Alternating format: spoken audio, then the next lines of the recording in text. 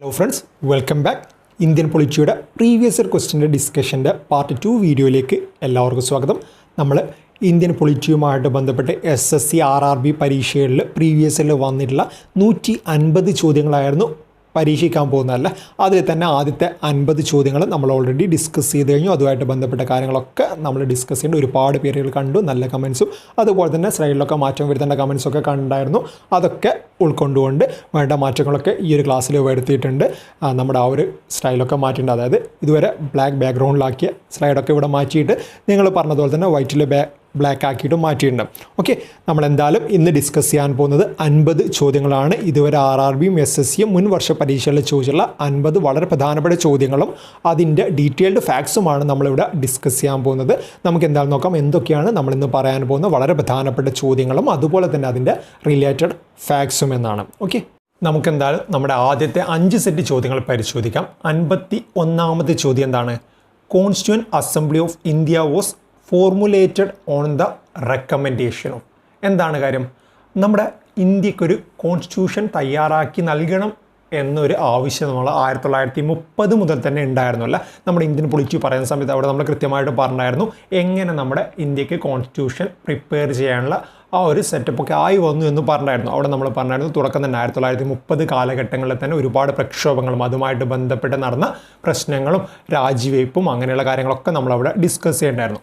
അതിൻ്റെയൊക്കെ ഭാഗമായിട്ട് നമുക്ക് 1946 ക്യാബിനറ്റ് മിഷൻ്റെ റെക്കമെൻഡേഷൻ പ്രകാരം ഒരു കോൺസ്റ്റിറ്റ്യൂവൻറ്റ് അസംബ്ലി ഫോം ചെയ്ത് നൽകുന്നത്. ഓക്കെ, 1946 മാർച്ച് 15-ാം തീയതിയാണ് അന്നത്തെ ബ്രിട്ടീഷ് പ്രൈം മിനിസ്റ്റർ ആയിരുന്ന ക്ലെമന്റ് ആറ്റ്ലി ഇതുപോലൊരു ഹിസ്റ്റോറിക്കായുള്ള ഡിറ്റർമിനേഷൻ അല്ലെങ്കിൽ ആ ഒരു പ്രഖ്യാപനം നടത്തുന്നത്. ഓക്കെ, ആ ഒരു കാര്യം ഓർത്ത് വെക്കണം. അതുപോലെ തന്നെ നമ്മൾ ക്യാബിനറ്റ് മിഷൻ എന്ന് പറയുമ്പം നമ്മുടെ മനസ്സിൽ ഓർമ്മ വരുന്ന 3 പേരുകളാണ് AV അലക്സാണ്ടർ, പാത്രിക് ലോറൻസ്, അതുപോലെ സ്റ്റഫോർഡ് ക്രിപ്സ് അല്ല. ഈ 3 പേരെയാണ് നമ്മൾ ക്യാബിനറ്റ് മിഷൻ എന്ന് പറയുന്ന സമയത്ത് ഓർമ്മ വരിക. പരീക്ഷകളും വന്നിട്ടുള്ള 3 പേരാണ്. ഇതിൽ താഴെ പറയുന്നവർ ക്യാബിനറ്റ് മിഷനുമായിട്ട് ബന്ധമില്ലാത്തത് ആര് എന്ന രീതിയിൽ അല്ലെങ്കിൽ ഓഡ് വൺ ഔട്ട് എന്ന രീതിയിലൊക്കെ ചോദ്യങ്ങൾ വന്നിട്ടുണ്ട്. അല്ലെങ്കിൽ ക്യാബിനറ്റ് മിഷൻ്റെ ചെയർമാൻ ആര് എന്ന രീതിയിലൊക്കെ ചോദ്യം വന്നിട്ട് ഓപ്ഷനിൽ നമുക്ക് Patrick Lawrence, AV Alexander, Stafford Cripps ഒക്കെ വന്നിട്ടുണ്ടല്ലേ. ഇവർ 3 പേരുമാണ് ക്യാബിനറ്റ് മിഷനുമായിട്ട് ബന്ധപ്പെട്ട ആളുകൾ. അതിൽ തന്നെ ആരാണ് ചെയർമാൻ? ക്യാബിനറ്റ് മിഷൻ്റെ ചെയർമാൻ ആരാണ്? Patrick Lawrence, AV Alexander, Stafford Cripps. ഈ 3 പേരിൽ നമ്മുടെ ക്യാബിനറ്റ് മിഷൻ്റെ ചെയർമാൻ ആരാണ്? പാത്രിക് ലോറൻസ് ആണല്ലേ. പാത്രിക് ലോറൻസ് ആണ് നമ്മുടെ ക്യാബിനറ്റ് മിഷൻ്റെ ചെയർമാൻ എന്ന് പറയുന്നത്. ആ കാര്യം കൂടെ ഇമ്പോർട്ടൻ്റ് ആയിട്ടൊന്ന് ഓർത്തു വെക്കണം. ഓക്കെ, എന്തായിരുന്നു നമ്മൾ പറഞ്ഞത്? നമ്മുടെ കോൺസ്റ്റിറ്റ്യൂവൻറ്റ് അസംബ്ലി, ഇന്ത്യക്ക് ഒരു കോൺസ്റ്റിറ്റ്യൂഷൻ വേണമെന്നുള്ള ആവശ്യപ്രകാരമാണ് നമ്മുടെ കോൺസ്റ്റിറ്റ്യൂവൻറ്റ് അസംബ്ലി അപ്പോയിൻറ്റ് ചെയ്യുന്നത്. കോൺസ്റ്റിറ്റ്യൂവൻറ്റ് അസംബ്ലി അപ്പോയിൻറ്റ് ചെയ്യാൻ വേണ്ടിയുള്ള റെക്കമെൻഡേഷൻ നടത്തുന്ന ആ ഒരു മിഷനാണ് ക്യാബിനറ്റ് മിഷൻ. ക്യാബിനറ്റ് മിഷൻ്റെ തലപ്പത്തുണ്ടായിരുന്ന 3 ബ്രിട്ടീഷുകാരാണ് Patrick Lawrence, AV Alexander, Stafford Cripps. Okay, ഇത്രയും കാര്യങ്ങൾ ഇമ്പോർട്ടൻ്റ് ആയിട്ട് ഒന്ന് നമ്മൾ ഓർത്തു വയ്ക്കണം. 52ാമത്തെ ചോദ്യം എന്താണ്? Which has become a legal right under 44th amendment. നമ്മൾ കഴിഞ്ഞ ക്ലാസ്സിലും പറഞ്ഞിട്ടുണ്ടായിരുന്നു അല്ലേ, നമ്മുടെ 44ാമത്തെ അമെൻമെൻറ്റ്. എന്താണ് 44ാമത്തെ അമെൻമെൻറ്റ് പറയുന്നത്? റൈറ്റ് ടു പ്രോപ്പർട്ടി ആണല്ലേ. നമുക്ക് സ്വത്ത് സമ്പാദിക്കാനുള്ള അവകാശം എന്ന് പറയുന്നത് തുടക്ക കാലഘട്ടങ്ങളിൽ നമുക്ക് എന്തായിരുന്നു? അതായത് നമ്മുടെ കോൺസ്റ്റിറ്റ്യൂഷനൊക്കെ വന്ന സമയത്ത് അന്ന് എഴുതപ്പെട്ട സമയത്ത് നമുക്കതൊരു ഫണ്ടമെൻ്റൽ റൈറ്റ് ആയിരുന്നു. ഓക്കെ, നമ്മുടെ ഫണ്ടമെൻ്റൽ റൈറ്റ് ആയിരുന്നു റൈറ്റ് ടു പ്രോപ്പർട്ടി എന്ന് പറയുന്നത്. എന്നാൽ പിന്നീടുള്ള കാലഘട്ടങ്ങളിൽ നമ്മുടെ 44ാമത്തെ അമെൻമെൻറ്റ് പ്രകാരം 1978 എന്ത് ചെയ്തു? ഈ ഒരു റൈറ്റ് ടു പ്രോപ്പർട്ടിയെ നമ്മൾ മെല്ലെ എടുത്തിട്ട് ഫണ്ടമെൻ്റൽ റൈറ്റിൽ നിന്നും ലീഗൽ റൈറ്റിലേക്ക് മാറ്റിയല്ല. ആ ഒരു കാര്യം ഇമ്പോർട്ടൻ്റ് ആയിട്ട് ഓർത്തു വെക്കണം. 300A ആർട്ടിക്കിൾ 300A നിലവിൽ നമ്മുടെ റൈറ്റ് ടു പ്രോപ്പർട്ടി കിടക്കുന്നത്. ഇപ്പോൾ റൈറ്റ് ടു പ്രോപ്പർട്ടി എന്ന് പറയുന്നത് ഫണ്ടമെൻ്റൽ റൈറ്റ് അല്ല, ലീഗൽ റൈറ്റ് ആണ്. കഴിഞ്ഞ ക്ലാസ്സിൽ അതൊക്കെ നമ്മൾ ഡീറ്റെയിൽഡ് ആയിട്ട് തന്നെ പറഞ്ഞായിരുന്നു അല്ലേ. ഇവിടെ നമ്മൾ ഓർത്തു വയ്ക്കേണ്ട കാര്യം എന്താണെന്ന് വെച്ചാൽ എന്താണ് നമ്മുടെ അമെൻമെൻറ്റ് 44 എന്നാണ്. അതായത് അമെൻമെൻറ്റ് 44 വരുന്ന മറ്റു കാര്യങ്ങളൊക്കെ ഉണ്ട്. അതൊക്കെ നമ്മൾ കഴിഞ്ഞ ക്ലാസ്സിൽ പറഞ്ഞായിരുന്നു. കഴിഞ്ഞ 50 ചോദ്യങ്ങൾ പറയുന്ന സമയത്ത് 44ാമത്തെ അമെൻമെൻറ്റിനെ പറ്റിയിട്ടൊക്കെ ഡീറ്റെയിൽ ആയിട്ട് തന്നെ പറഞ്ഞ ആ ക്ലാസ് നമ്മുടെ ഈ ഒരു യൂട്യൂബിൽ തന്നെ കിടപ്പുണ്ട്. കാണാത്തവരുണ്ടെങ്കിൽ അത് പോയിട്ടൊന്ന് കാണുക. 44ാമത്തെ അമെൻമെൻറ്റുമായിട്ട് ബന്ധപ്പെട്ട കാര്യങ്ങളൊക്കെ അവിടെ പറഞ്ഞ്, അതുപോലെ തന്നെ റൈറ്റ് ടു പ്രോപ്പർട്ടി എന്ന് പറയുന്നത് 44ാമത്തെ ഭേദഗതിയുടെ ഒരു ഭാഗമാണല്ലോ. ആ ഭേദഗതിയിൽ നടപ്പാക്കിയുള്ള ഒരു കാര്യമാണ് റൈറ്റ് ടു പ്രോപ്പർട്ടി. ഫണ്ടമെൻ്റൽ റൈറ്റിൽ നിന്നും എടുത്തിട്ട് ലീഗൽ റൈറ്റിലോട്ട് മാറ്റി. ആ ഒരു കാര്യം ഓർത്തു വെക്കണം. 53ാമത്തെ ചോദ്യം എന്താണ്? Who presides over the joint session of Indian parliament? എന്താണ് കാര്യം? നമുക്ക് 53ഉം 54ാമത്തെ ചോദ്യം ഒന്നിച്ച് വായിക്കാമല്ല, കാരണം രണ്ട് ചോദ്യങ്ങളും ഏതാണ്ട് ഒരുപോലെ തന്നെയാണ്. 54ാമത്തെ ചോദ്യം കൂടെ ഒന്ന് നോക്കാം. If there is a dead lock between Rajya Sabha and Lok Sabha over an ordinary bill it will be resolved by. Okay, രണ്ട് ചോദ്യങ്ങൾ 53ഉം 54ഉം നമ്മൾ ഒന്നിച്ച് വായിച്ചു. 53ാമത്തെ ചോദ്യം എന്തായിരുന്നു? Who പ്രിസൈഡ് over the joint session of Indian parliament? അതാണ് 53ാമത്തെ ചോദ്യം. അതായത് നമ്മുടെ ജോയിൻറ്റ് സെഷൻ ആരാണ് പ്രിസൈഡ് ചെയ്യുന്നതെന്നാണ് 53ാമത്തെ ചോദ്യങ്ങൾ. 54ാമത്തെ ചോദ്യം എന്താണെന്ന് വെച്ചാൽ if there is a dead lock between Rajya Sabha Lok Sabha. നമ്മുടെ പാർലമെൻറ്റ് രണ്ട് ഹൗസാണുള്ള രാജ്യസഭയും ലോക്സഭയും തമ്മിൽ ഒരു കാര്യത്തിൽ ഒരു ഓർഡിനറി ബില്ലിൽ തീരുമാനമാകാതെ വന്നു കഴിഞ്ഞാൽ അതെങ്ങനെ പരിഹരിക്കുമെന്നാണ് ചോദ്യം. എങ്ങനെയാണ് പരിഹരിക്കുക? രണ്ടുപേരും ഒന്നിച്ച് ചേരുമല്ല, ഒന്നിച്ച് ചേരുക എന്ന് പറയുമ്പം ജോയിൻ ചെയ്യും. രാജ്യസഭയും ലോക്സഭയും ജോയിൻ ചെയ്യും. അപ്പോൾ അവിടെ എന്തായി? അവിടെ ഒരു ജോയിൻ സെഷൻ വന്നു. ഓക്കെ, എന്തായിരുന്നു കാര്യം? 54ാമത്തെ ചോദ്യത്തിൻ്റെ ഉത്തരമാണ് ഞാനിപ്പോൾ പറഞ്ഞത്. അതായത് നമ്മുടെ രാജ്യസഭ ലോക്സഭ പാർലമെൻറ്റിൻ്റെ രണ്ട് ഹൗസാണ്, അപ്പർ ഹൗസും ലോവർ ഹൗസാണ്. പാർലമെൻറ്റിൻ്റെ അപ്പർ ഹൗസും ലോവർ ഹൗസാണ് രാജ്യസഭയും ലോക്സഭയും റെസ്പെക്റ്റീവ്ലി. ഓക്കെ, ആ ഒരു കാര്യം ഓർത്ത് വെക്കണം. ഇവർ രണ്ടും തമ്മിൽ ഏതെങ്കിലും കാര്യത്തിൽ ഒരു ഡെഡ് ലോക്ക് വന്നു കഴിഞ്ഞാൽ, തീരുമാനമാവാതെ വന്നു കഴിഞ്ഞാൽ, അതിലൊരു അന്തിമമായിട്ടുള്ള ഫലം വരാതെ വന്നു കഴിഞ്ഞാൽ അതിൽ നമുക്ക് തീരുമാനം ഉണ്ടാക്കാനുള്ള, അങ്ങനെ തീരുമാനം ഉണ്ടാക്കാൻ വേണ്ടിയിൽ എന്ത് ചെയ്യണം? നമ്മൾ രണ്ടും കൂടെ നമ്മൾ ജോയിൻ ചെയ്തൊരു സെഷനായിട്ട് മാറ്റും. ഈ ഒരു ജോയിൻ ചെയ്യുന്ന സെഷൻ പലപ്പോഴും നമ്മുടെ ഇന്ത്യയിൽ നടന്നിട്ടുണ്ട്. 1961 കാലഘട്ടങ്ങളിൽ നമ്മുടെ ഡൗറി പ്രൊഹിബിഷൻ ആക്റ്റിൽ അതൊക്കെ ആയിട്ട് ബന്ധപ്പെട്ടിട്ടാണ് ആദ്യമായിട്ട് ജോയിൻറ്റ് സെഷനൊക്കെ വന്നിട്ടുണ്ടായിരുന്നത്. ഓക്കെ, ഈ ഒരു ജോയിൻറ്റ് സെഷനായിട്ട് ബന്ധപ്പെട്ട് നമ്മൾ ഓർത്ത് വെക്കുന്ന കാര്യം എന്താണെന്ന് വെച്ചാൽ ജോയിൻറ്റ് സെഷൻ പ്രിസൈഡ് ചെയ്യുന്നത്, അധ്യക്ഷത വഹിക്കുന്നത് നമ്മുടെ ലോക്സഭ സ്പീക്കറായിരിക്കും. എന്നാൽ ഈ ലോക്സഭ രാജ്യസഭ ജോയിൻറ്റ് സെഷൻ വിളിച്ചു ചേർക്കുന്നത് ലോക്സഭ സ്പീക്കറല്ല, നമ്മുടെ ഇന്ത്യയുടെ പ്രസിഡൻ്റ് ആയിരിക്കും. ആ ഒരു കാര്യം ഓർത്ത് വെക്കണം. നമ്മുടെ ജോയിൻറ്റ് സെഷൻ എന്ന് പറയുന്നത് പ്രിസൈഡ് ചെയ്യുന്നത് ലോക്സഭ സ്പീക്കറാണ്. നമ്മുടെ 53ാമത്തെ ചോദ്യത്തിന് ഉത്തരമാണ്. ആരാണ് നമ്മുടെ ജോയിൻറ്റ് സെഷൻ പ്രിസൈഡ് ചെയ്യുന്നത് എന്ന ചോദ്യത്തിൻ്റെ ഉത്തരമായി ആരാണ്? ലോക്സഭ സ്പീക്കറാണ്. അവിടെ കൺഫ്യൂഷൻ ആവുന്ന രീതിയിൽ നമുക്ക് ചോദ്യം ഇങ്ങനെ വരും. നമ്മുടെ ജോയിൻറ്റ് സെഷൻ ആരാണ് വിളിച്ചു ചേർക്കുന്നത്? ഫസ്റ്റ് ഓപ്ഷൻ എ ആയിട്ട് തന്നെ നമുക്ക് തരും, ലോക്സഭ സ്പീക്കർ. നമ്മൾ ചാടിക്കേറി ലോക്സഭ രാജ്യസഭ വരുന്ന ജോയിൻറ്റ് സെഷൻ കണ്ടു. ഓക്കെ, ജോയിൻറ്റ് സെഷനായിട്ട് ബന്ധപ്പെട്ട് നമ്മുടെ മനസ്സിലുള്ള ആദ്യം കത്തുന്ന പേരെന്താണ്? ലോക്സഭ സ്പീക്കറാണല്ലേ. ആ രീതിയിൽ വിളിച്ചു ചേർക്കുന്നത് ആര് എന്ന ചോദ്യം വന്നു കഴിഞ്ഞാൽ പോലും നമ്മൾ തെറ്റിക്കാറുണ്ട്. അങ്ങനെ തെറ്റിക്കരുത്. ഇത് പ്രിസൈഡ് ചെയ്യുന്നത്, അതായത് അധ്യക്ഷത വഹിക്കുന്നത് മാത്രമാണ്. ലോക്സഭയുടെ നമ്മുടെ സ്പീക്കർ ഇത് അധ്യക്ഷത വഹിക്കുന്നു എന്നും മാത്രമേ ഉള്ളൂ ജോയിൻറ്റ് സെഷനിൽ. എന്നാൽ ജോയിൻറ്റ് സെഷൻ ഇങ്ങനെ ഒരു പ്രശ്നം വരുന്ന സമയത്ത് നമുക്ക് തർക്കം പരിഹരിക്കാൻ പറ്റാത്ത, അല്ലെങ്കിൽ ഒരു തീരുമാനമെടുക്കാൻ പറ്റാത്ത, രണ്ട് ഹൗസുകൾക്കും തീരുമാനമെടുക്കാൻ പറ്റാത്ത പ്രശ്നങ്ങൾ വരുന്ന സമയത്ത്, ഞാൻ പറഞ്ഞതുപോലെ തന്നെ നമ്മുടെ ഡൗറി പ്രൊഹിബിഷൻ ആക്റ്റൊക്കെ വന്ന സമയത്ത്, ആ ഒരു കാര്യങ്ങളൊക്കെ ആയിട്ട് ബന്ധപ്പെട്ട് വന്ന സമയത്ത് ഈ ജോയിൻറ്റ് സെഷൻ വിളിച്ചു ചേർത്തിട്ടുണ്ടായിരുന്നു. ഈ വിളിച്ചു ചേർക്കുന്നവരാണ് നമ്മുടെ ഇന്ത്യൻ പ്രസിഡൻ്റാണ്. എന്നാൽ അതിന് അധ്യക്ഷ വഹിക്കുന്നതാരാണ്? നമ്മുടെ ലോക്സഭ സ്പീക്കറാണല്ലേ. ആ രണ്ട് കാര്യങ്ങൾ കൺഫ്യൂഷൻ ആവാതെ ശ്രദ്ധിക്കണം. എന്തൊക്കെയാണ് നമ്മുടെ ചോദ്യങ്ങൾ? Who പ്രിസൈഡ് over the joint session of Indian parliament? ആരാണ്? ഉത്തരം കിട്ടിയല്ലോ. ആരാണ്? നമ്മുടെ ലോക്സഭ സ്പീക്കറാണല്ലേ. എങ്കിൽ വിളിച്ചു ചേർക്കുന്ന ആരാണ്? പ്രസിഡൻ്റാണ്, ഇന്ത്യൻ പ്രസിഡൻ്റാണ്. അതുപോലെ if there is a dead lock between Rajya Sabha and Lok Sabha over an ordinary bill it will be resolved by. എങ്ങനെയാണ് അത് പരിഹരിക്കുന്നത്? നമ്മൾ രണ്ടിനെയും ജോയിൻ ചെയ്യുമല്ലേ, അങ്ങനെ ജോയിൻ സിറ്റിംഗ് ആവും. ആർട്ടിക്കിൾ 108 ജോയിൻ സിറ്റിംഗ് വരുന്നത്. ഇപ്പോൾ കഴിഞ്ഞ RRB NTPC എക്സാമിന് വരെ വന്നിട്ടുള്ള ചോദ്യമായിരുന്നു ജോയിൻ സെഷനുമായിട്ട് ബന്ധപ്പെട്ട്, ജോയിൻ സിറ്റിംഗുമായിട്ട് ബന്ധപ്പെട്ട നമ്മുടെ ആർട്ടിക്കിൾ ഏത് എന്ന രീതിയിലൊക്കെ വന്നിട്ടുണ്ടായിരുന്നു. ഏതാണ്? ആർട്ടിക്കിൾ 108 ആ ഒരു കാര്യം കൂടെ ഒന്ന് ഓർത്തു വയ്ക്കുക. 55ാമത്തെ ചോദ്യം എന്താണ്? N amendment of the constitution may be initiated. എന്താണ് കാര്യം? അമെൻമെൻറ്റ് എന്ന് പറയുമ്പോൾ നമ്മുടെ മലയാളത്തിൽ പറയുമ്പോൾ എന്താണ്? ഭേദഗതി അല്ല. അതായത് ഭരണഘടനയിൽ നമ്മൾ 1950 ജനുവരി 26 നിലവിൽ വന്ന ഭരണഘടനയിൽ ഏതെങ്കിലും രീതിയിൽ മാറ്റം വരുത്തണമെങ്കിൽ വളരെ വളരെ കോംപ്ലിക്കേറ്റഡ് ആയിട്ടുള്ള പ്രോസസ്സാണ്. അതായത് അതിൽ മാറ്റം വരുത്താൻ നമുക്ക് പറ്റില്ല. അതിന് നമുക്ക് ഭേദഗതി, മാറ്റം മീൻസ് അവിടെയുള്ള കാര്യം കൃത്യമായിട്ട് നമുക്ക് എടുത്തിട്ട് വേറൊരു കാര്യം ഇൻസേർട്ട് ചെയ്യാനൊന്നും പറ്റില്ല. ഓൾറെഡി പറഞ്ഞിട്ടുള്ള കാര്യങ്ങൾ ചെറിയ മാറ്റങ്ങൾ, ചെറിയ ഭേദഗതികളൊക്കെ നമുക്ക് കൊണ്ടുവരാൻ പറ്റും.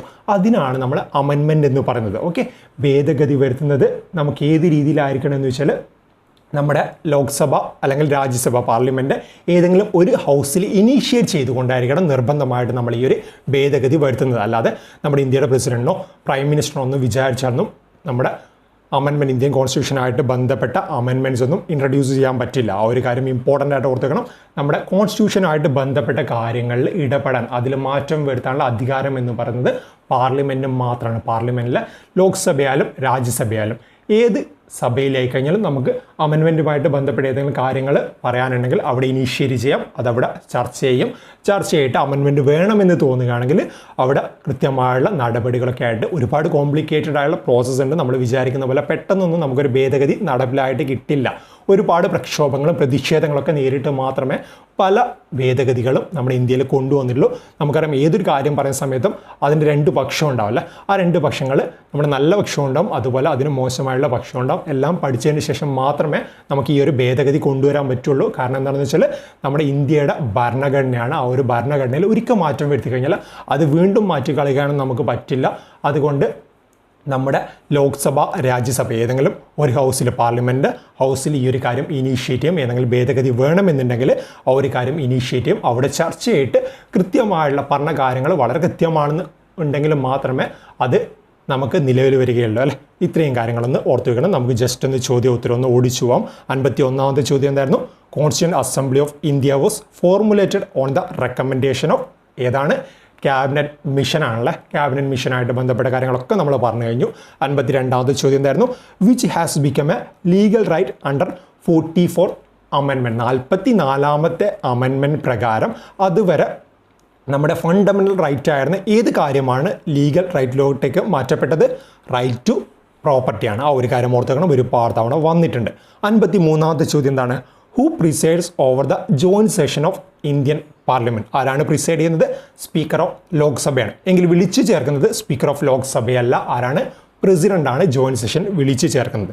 54ാമത്തെ ചോദ്യം എന്താണ്? If there is a dead lock between Rajya Sabha and Lok Sabha over an ordinary bill it will be resolved by. എന്താണ് കാര്യം? നമ്മുടെ പാർലമെൻറ്റ് ഹൗസ് തമ്മിൽ പൊരുത്തപ്പെടാത്ത കാര്യം വരുമ്പോൾ അല്ലെങ്കിൽ തീർച്ചയാത്ത കാര്യം വരുമ്പോൾ നമ്മൾ എന്ത് ചെയ്യും? രണ്ടാളെയും ഒന്നിച്ചേർത്ത് ജോയിൻ ചെയ്തിട്ട് ജോയിൻറ്റ് സെഷൻ നടത്തുമല്ലേ. ആ ഒരു കാര്യം ഓർത്ത് വയ്ക്കുക. ഈ ഒരു ജോയിൻറ്റ് സെഷൻ വെച്ചിട്ടാണ്, പാർലമെൻറ്റിൽ ജോയിൻറ്റ് സെഷൻ വെച്ചിട്ടാണ് ആ ഒരു തീരുമാനം നമ്മൾ ഉണ്ടാക്കിയെടുക്കുന്നത്. ഓക്കെ. 55ാമത്തെ ചോദ്യം എന്താണ്?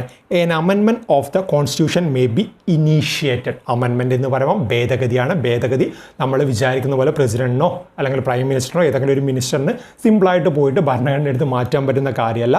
By the introduction of bill in either house of parliament. നമ്മുടെ പാർലമെൻറ്റ് ഏതെങ്കിലും ഒരു ഹൗസിൽ വെച്ചിട്ട് മാത്രമേ, ഒരു ബില്ല് ഇൻട്രൊഡ്യൂസ് ചെയ്തിട്ട് മാത്രമേ നമുക്ക് ഭേദഗതി കൊണ്ടുവരാൻ പറ്റുകയുള്ളൂ. ആ ഒരു കാര്യം ഓർത്തുവെക്കണം. ഭേദഗതി വരുന്നത് തന്നെ ഒരുപാട് ചർച്ച ചെയ്തിട്ട് അതിനൊരു ആക്റ്റൊക്കെ ആയിട്ട് മാറുമ്പോൾ ഒരുപാട് ടൈം എടുക്കും. നമുക്കറിയാം നമ്മുടെ ഇന്ത്യയിൽ നിലവിൽ വന്നിട്ടുള്ള പല കാര്യങ്ങളും വർഷങ്ങളൊക്കെ എടുത്തിട്ടാണ്, ഭേദഗതികളൊക്കെ വർഷങ്ങൾ എടുത്തിട്ടാണ് മാറ്റം വന്നിട്ടില്ല അല്ലേ. കാരണം എന്താണെന്ന് വെച്ചാൽ നമുക്കറിയാം 1950 നമ്മൾ ഒഫീഷ്യലായിട്ട് കൊണ്ടുവന്ന കോൺസ്റ്റിറ്റ്യൂഷൻ ഇടയ്ക്കിടെ നമുക്ക് മാറ്റി കളയാൻ പറ്റില്ല. അത് ഇന്ത്യയുടെ ഒരു പ്രസ്റ്റീജായുള്ള കാര്യമാണല്ലേ. ആ ഒരു കാര്യം നമുക്ക് മാറ്റാൻ പറ്റില്ല. അതിൽ മാറ്റം വേണം. മാറ്റം അനിവാര്യം എന്ന് തോന്നുകയാണെങ്കിൽ മാറ്റം കൊണ്ടുവരാനുള്ള സംവിധാനമായിട്ടാണ് നമ്മുടെ അമെൻമെൻറ്റ് വന്നിട്ടുള്ളത്. ആ കാര്യം എന്തായാലും ഒന്ന് ഓർത്ത് വയ്ക്കണം. അമെൻമെൻറ്റ് കൊണ്ടുവരണമെങ്കിൽ തീർച്ചയായിട്ടും by the introduction of bill in either house of parliament എങ്കിലും മാത്രമേ ഭേദഗതി നമുക്ക് കൊണ്ടുവരാൻ പറ്റുകയുള്ളൂ. അടുത്ത സെറ്റ് ചോദ്യങ്ങൾ എന്താണ്? 56ാമത്തെ ചോദ്യമാണ്. Which type of democracy do we follow in India? നമ്മുടെ ഇന്ത്യയിൽ നമ്മൾ ഏത് തരത്തിലുള്ള ഡെമോക്രസി ഫോളോ ചെയ്യുന്നു എന്നാണ് ചോദ്യം. ഏത് തരത്തിലാണ് നമ്മുടെ ഇന്ത്യയിലുള്ള ഡെമോക്രസി എന്ന് പറയുന്നത്? റെപ്രസെൻറ്റേറ്റീവ് ഡെമോക്രസിയാണല്ലേ. റെപ്രസെൻറ്റേറ്റീവ് ഡെമോക്രസിയാണ് നമ്മുടെ ഇന്ത്യയിൽ ഫോളോ ചെയ്യുന്നത്. അതായത് നമ്മുടെ ഇന്ത്യയിലുള്ള ഡെമോക്രസി എന്ന് പറയുമ്പോൾ ജനങ്ങൾ തന്നെയാണ് അവിടെ പരമാധികാരം വരുന്നത്. എങ്കിൽ പോലും ജനങ്ങൾ ഇവിടുന്ന് തിരഞ്ഞെടുത്തിട്ട് ആളുകളെ മുകളിലേക്ക് അയക്കുകയാണല്ലേ. നമ്മുടെ വാർഡ് മെമ്പർ തൊട്ടിട്ട് മുകളിലുള്ള ഓരോ പൊസിഷനായിട്ട് നമ്മളിങ്ങനെ പോവുകയാണല്ലേ. അങ്ങനെ ഹയസ്റ്റ് അതോറിറ്റി ആയുള്ള നമ്മുടെ പ്രസിഡന്റ്, പ്രൈം മിനിസ്റ്റർ, മിനിസ്റ്റേഴ്സ്, പിന്നെ നമ്മുടെ സ്റ്റേറ്റിൽ വരുമ്പം അവിടെ CM, ഗവർണർ, ആ രീതിയിലൊക്കെ ഗവർണറൊന്നും നമ്മൾ എലക്ട് ചെയ്യുന്നതല്ല. എങ്കിൽ പോലും മറ്റു ministers, MLA Mar, MP Mar അതൊക്കെ നമ്മൾ എലക്ട് ചെയ്തിട്ട് നമ്മുടെ റെപ്രസെൻറ്റേറ്റീവ്സ് ആയിട്ടാണ് നമ്മൾ അങ്ങോട്ടേക്ക് അയക്കുന്നതല്ല. ആ രീതിയിലാണ് നമ്മുടെ ഇന്ത്യയുടെ ജനാധിപത്യം വരുന്നത്. ഇന്ത്യയിലുള്ളത് റെപ്രസെൻറ്റേറ്റീവ് ജനാധിപത്യം അല്ലെങ്കിൽ റെപ്രസെൻറ്റേറ്റീവ് ഡെമോക്രസിയാണ്. ആ ഒരു കാര്യം ഒന്ന് ഓർത്തു വയ്ക്കണം. 57ാമത്തെ ചോദ്യം എന്താണ്? The chairman of the drafting committee of the constituent assembly of India was. എന്താണ് കാര്യം? നമ്മുടെ ഡ്രാഫ്റ്റിംഗ് കമ്മിറ്റി, അതായത് നമ്മുടെ കോൺസ്റ്റിറ്റ്യൂഷൻ മേക്കിങ്ങുമായിട്ട് ബന്ധപ്പെട്ട് കോൺസ്റ്റിറ്റ്യൂൻ്റ് അസംബ്ലിയായിട്ട് ബന്ധപ്പെട്ട് ഒരുപാട് കമ്മിറ്റീസ് ഉണ്ടായിരുന്നല്ലോ. ആ കമ്മിറ്റീസിനെ കുറിച്ചിട്ടൊക്കെ നമ്മൾ പറഞ്ഞായിരുന്നു. ആ കൂട്ടത്തിൽ പ്രത്യേകം നമ്മൾ എടുത്തു പറഞ്ഞൊരു കമ്മിറ്റി തന്നെയായിരുന്നു ഡ്രാഫ്റ്റിംഗ് കമ്മിറ്റി. ഡ്രാഫ്റ്റിംഗ് കമ്മിറ്റി പറയുന്ന സമയത്ത് ഞാൻ നിങ്ങളോട് പറഞ്ഞായിരുന്നു അത് നമുക്ക് സെപ്പറേറ്റ് ആയിട്ട് ഒരു കമ്മിറ്റി ആയിട്ട് പഠിക്കണം, അതിനെ പറ്റിയിട്ട് ചോദ്യങ്ങൾ വരാറുണ്ട്, അതിനെ മെമ്പേഴ്സിനെ പറ്റിയിട്ടൊക്കെ ചോദ്യങ്ങൾ വരാറുണ്ടെന്നൊക്കെ പറഞ്ഞിട്ട് മെമ്പേഴ്സിനൊക്കെ സെപ്പറേറ്റ് കോഡൊക്കെ ആയിട്ട് നമ്മൾ പറഞ്ഞായിരുന്നു അല്ലേ. സിമ്പിളായുള്ള കോഡൊക്കെ വെച്ചിട്ട് മെമ്പേഴ്സിനൊക്കെ പഠിച്ചിട്ടുണ്ടായിരുന്നു. ഇവിടെ സിമ്പിളായിട്ടാണ് നമുക്ക് ചോദ്യം വന്നത്. മെമ്പേഴ്സിനെ പറ്റിയൊന്നുമല്ല ചോദിച്ചത്, സിമ്പിളായിട്ട് പലപ്പോഴും പരീക്ഷകളിൽ വന്നിട്ടുള്ള ചോദ്യമാണ് ഡ്രാഫ്റ്റിംഗ് കമ്മിറ്റിയുടെ ചെയർമാൻ ആര് എന്നാണ്. ഡ്രാഫ്റ്റിംഗ് കമ്മിറ്റിയുടെ ചെയർമാൻ എന്ന് പറയുന്നത് നമ്മുടെ ഭരണഘടനയുടെ പിതാവായിട്ടുള്ള ഡോക്ടർ BR അംബേദ്കർ തന്നെയാണ്. അദ്ദേഹത്തിൻ്റെ പേരൊന്ന് ഇമ്പോർട്ടൻ്റ് ആയിട്ട് ഓർത്തിക്കുക. പലപ്പോഴും വന്നിട്ട് ഞാൻ പ്രത്യേകിച്ച് പറയേണ്ട ആവശ്യമൊന്നുമില്ല. ഡ്രാഫ്റ്റിംഗ് കമ്മിറ്റിയുടെ നമ്മുടെ കോൺസ്റ്റിറ്റ്യൂൻ്റ് അസംബ്ലിയായിട്ട് ബന്ധപ്പെട്ട സബ് കമ്മിറ്റീസിൽ വരുന്ന ഡ്രാഫ്റ്റിംഗ് കമ്മിറ്റിയുടെ പ്രധാനപ്പെട്ട ചോദ്യമാണ്. ഡ്രാഫ്റ്റിംഗ് കമ്മിറ്റിയുമായിട്ട് ബന്ധപ്പെട്ട ഒരു പ്രധാനപ്പെട്ട ചോദ്യമാണ് അതിൻ്റെ ചെയർമാൻ ആരാണ്? ഡോക്ടർ BR അംബേദ്കർ ആണ്. അതിൻ്റെ മെമ്പേഴ്സിനെ പറ്റിയിട്ടും ചോദ്യങ്ങൾ വരാറുണ്ട്. ഡ്രാഫ്റ്റിംഗ് കമ്മിറ്റി നിലവിൽ വന്ന വർഷം അങ്ങനെയുള്ള കാര്യങ്ങളൊക്കെ പരീക്ഷയിൽ വന്നിട്ടുണ്ട്. അതൊക്കെ നമ്മൾ ഡിസ്കസും ചെയ്യുന്നുണ്ട്. ഓക്കെ, ഇവിടെ ഓർത്ത് വെക്കണം ഡ്രാഫ്റ്റിംഗ് കമ്മിറ്റിയുടെ ചെയർമാൻ ആരാണ്? Doctor BR Ambedkar. 58ാമത് ചോദ്യം എന്താണ്? Who has the right to decide whether a bill is money bill or not? എന്താണ് കാര്യം? നമ്മുടെ ബില്ലല്ലേ, അതായത് പാർലമെൻറ്റിൽ അവതരിപ്പിക്കുന്ന ബില്ല്. ആ ബില്ലുകളിൽ വളരെ പ്രധാനപ്പെട്ട ഒരു ബില്ലാണ് മണി ബില്ല്. മണി ബില്ലുമായിട്ട് ബന്ധപ്പെട്ട തുടക്കത്തിലൊരു സിമ്പിളായുള്ള ചോദ്യം പറയുകയാണെങ്കിൽ മണി ബില്ലുമായിട്ട് ബന്ധപ്പെട്ട ആർട്ടിക്കിൾ എത്ര എന്ന് ചോദിക്കാറുണ്ട്. ആർട്ടിക്കിൾ 110 മണി ബില്ലുമായിട്ട് ബന്ധപ്പെട്ട ആർട്ടിക്കിളിൽ. ഇനി നമുക്ക് മനസ്സിൽ വരുന്ന ഒരു ചോദ്യമാണ് എന്താണ് ഈ മണി ബിൽ? മണി ബിൽ എന്താണെന്ന് വെച്ചാൽ നമുക്കറിയാം നമ്മുടെ ടാക്സൊക്കെ ആയിട്ട് ബന്ധപ്പെട്ട കാര്യങ്ങൾ ഉണ്ടാവില്ല. ടാക്സുകൾ നമുക്ക് ടാക്സിൽ വരുന്ന ഓൾട്രേഷൻ അല്ലെങ്കിൽ റെഗുലേഷൻ, ടാക്സ് ഇമ്പോസ് ചെയ്യുകയാണ് അല്ലെങ്കിൽ അബോളിഷ് ചെയ്യുകയാണ്, അതുപോലെയുള്ള കാര്യങ്ങളും അതുപോലെ തന്നെ നമ്മുടെ കൺസോളിഡേറ്റഡ് ഫണ്ടുമായിട്ട് ബന്ധപ്പെട്ട മാറ്റേഴ്സൊക്കെ വരുന്നത് അല്ലെങ്കിൽ അതിനെ പറ്റിയുള്ള കാര്യങ്ങളൊക്കെ വരുന്നത് ഈ ഒരു മണി ബില്ലിൻ്റെ അണ്ടറിലാണ്. ആ രീതിയിൽ ഒരു മണി ബില്ല് നമ്മൾ അവതരിപ്പിക്കുന്ന സമയത്ത് അല്ലെങ്കിൽ ഒരു സിമ്പിളായിട്ടുള്ള ഒരു ബില്ല് നമ്മൾ അവതരിപ്പിക്കുന്ന സമയത്ത് ആ ബില്ല് മണി ബില്ലാണോ അല്ലയോ എന്ന് തീരുമാനിക്കാനുള്ള പവർ വരുന്നത് നമ്മുടെ ലോക്സഭ സ്പീക്കർക്ക് മാത്രമാണ്. ആ ഒരു കാര്യം ഒന്ന് ഓർത്തിക്കണം, ലോക്സഭ സ്പീക്കർക്ക് മാത്രമാണ് ഒരു ബില്ല് മണി ബില്ലാണോ അല്ലയോ എന്ന് പ്രഖ്യാപിക്കാൻ പറ്റുകയുള്ളൂ. ഇത് നമുക്ക് സിമ്പിളായിട്ട് തന്നെ ഓർത്ത് വയ്ക്കാം. കാരണം എന്താണെന്ന് വെച്ചാൽ പലപ്പോഴും പരീക്ഷയിൽ വന്നിട്ടുള്ള ചോദ്യമാണ് നമ്മുടെ മണി ബില്ല് അവതരിപ്പിക്കുന്നത് പാർലമെൻറ്റ് ഏത് ഹൗസിലാണെന്ന രീതിയിൽ ചോദിക്കാറുണ്ട്. മണി ബില്ല് നമുക്ക് പാർലമെൻറ്റ് ലോക്സഭ ഹൗസിൽ മാത്രമേ അവതരിപ്പിക്കാൻ പറ്റുകയുള്ളൂ. രാജ്യസഭയിൽ മണി ബില്ലുമായിട്ട് ബന്ധപ്പെട്ട കാര്യങ്ങൾ നമ്മൾ ആലോചിച്ച് വെക്കേണ്ടതേ ഇല്ല.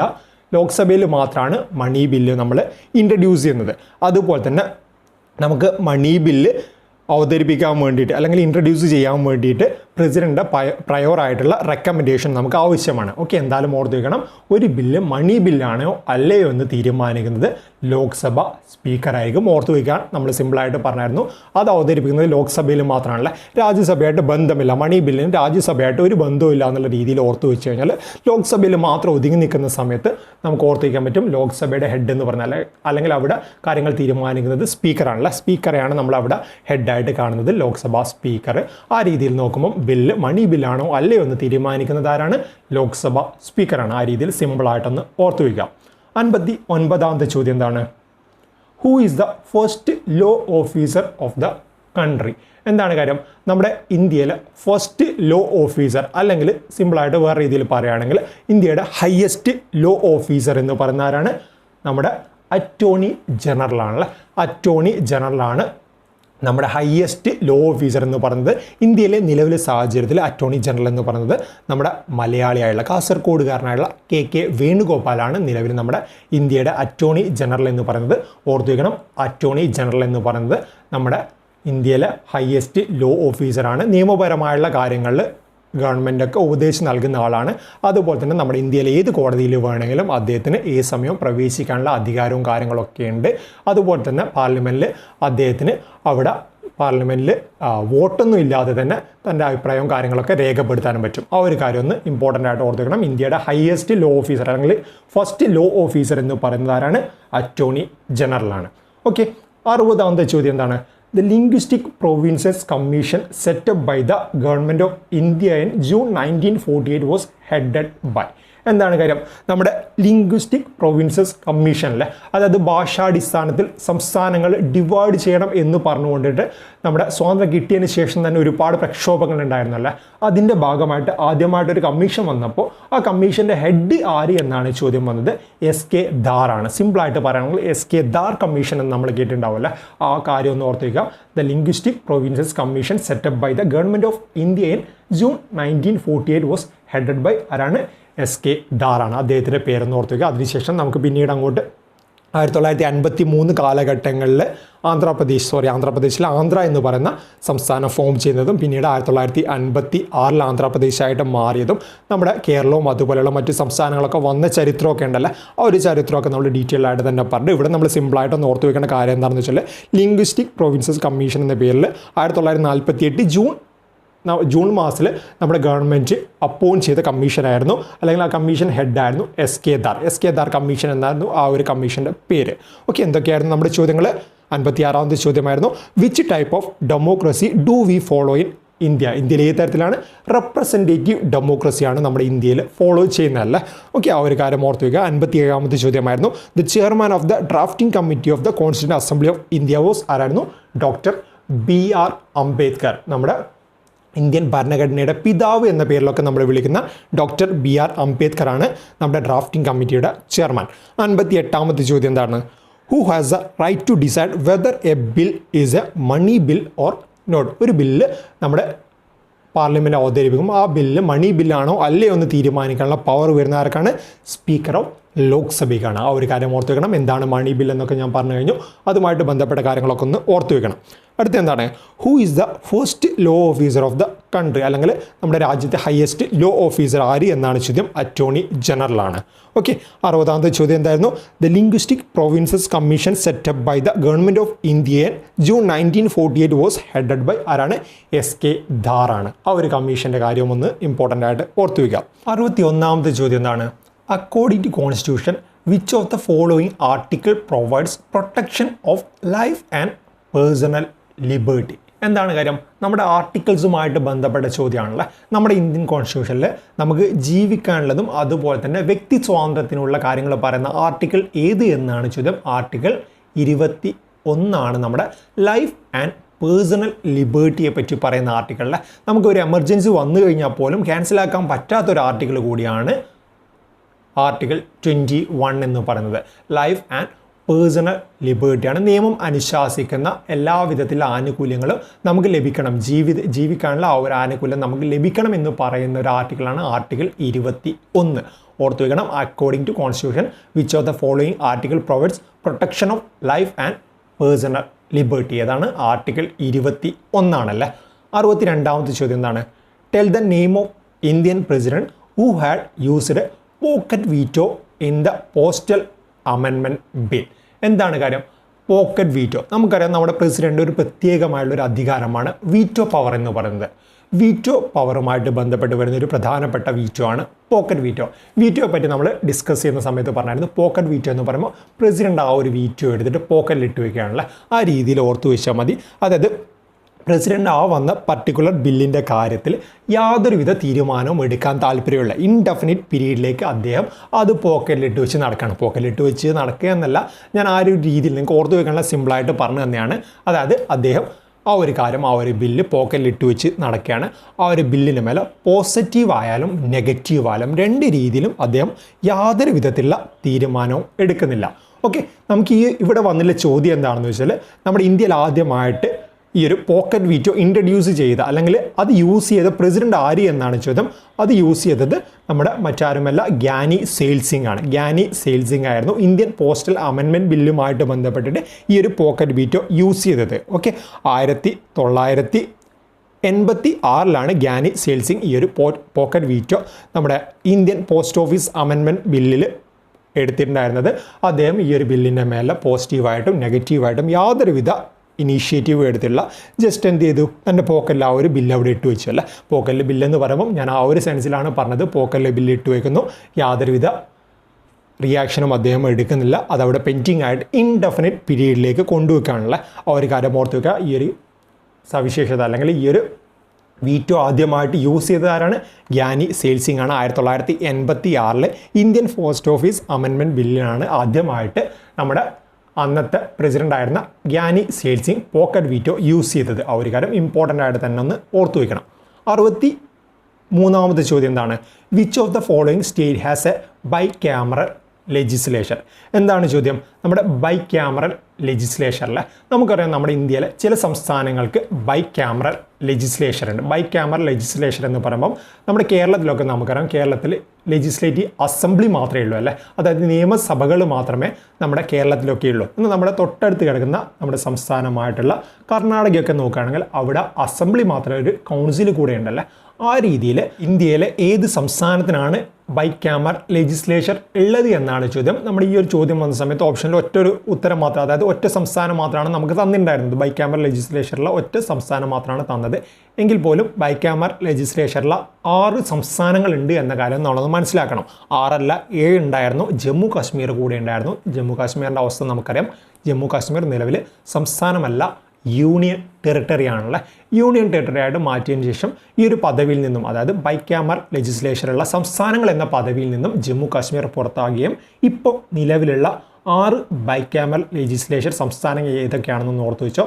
3 നമ്മുടെ ആൾക്കാർ തന്നെയാണ്, കേരളത്തിൻ്റെ ആൾക്കാരായുള്ള ആന്ധ്രാപ്രദേശ്, തെലങ്കാന, കർണാടക, ഈ 3 പേരുകളും, അതുപോലെ മഹാരാഷ്ട്ര, UP, ബീഹാർ, ഈ 3 പേരുകളും. മൊത്തം 6 സംസ്ഥാനങ്ങളാണ് ബൈ ക്യാമറൽ ലെജിസ്ലേഷനുള്ള സംസ്ഥാനങ്ങൾ. ബൈ ക്യാമറൽ എന്ന് പറയുമ്പോൾ അവിടെ ലെജിസ്ലേറ്റീവ് അസംബ്ലി ഉണ്ട്, അതുപോലെ തന്നെ ലെജിസ്ലേറ്റീവ് കൗൺസിലും ഉണ്ട്.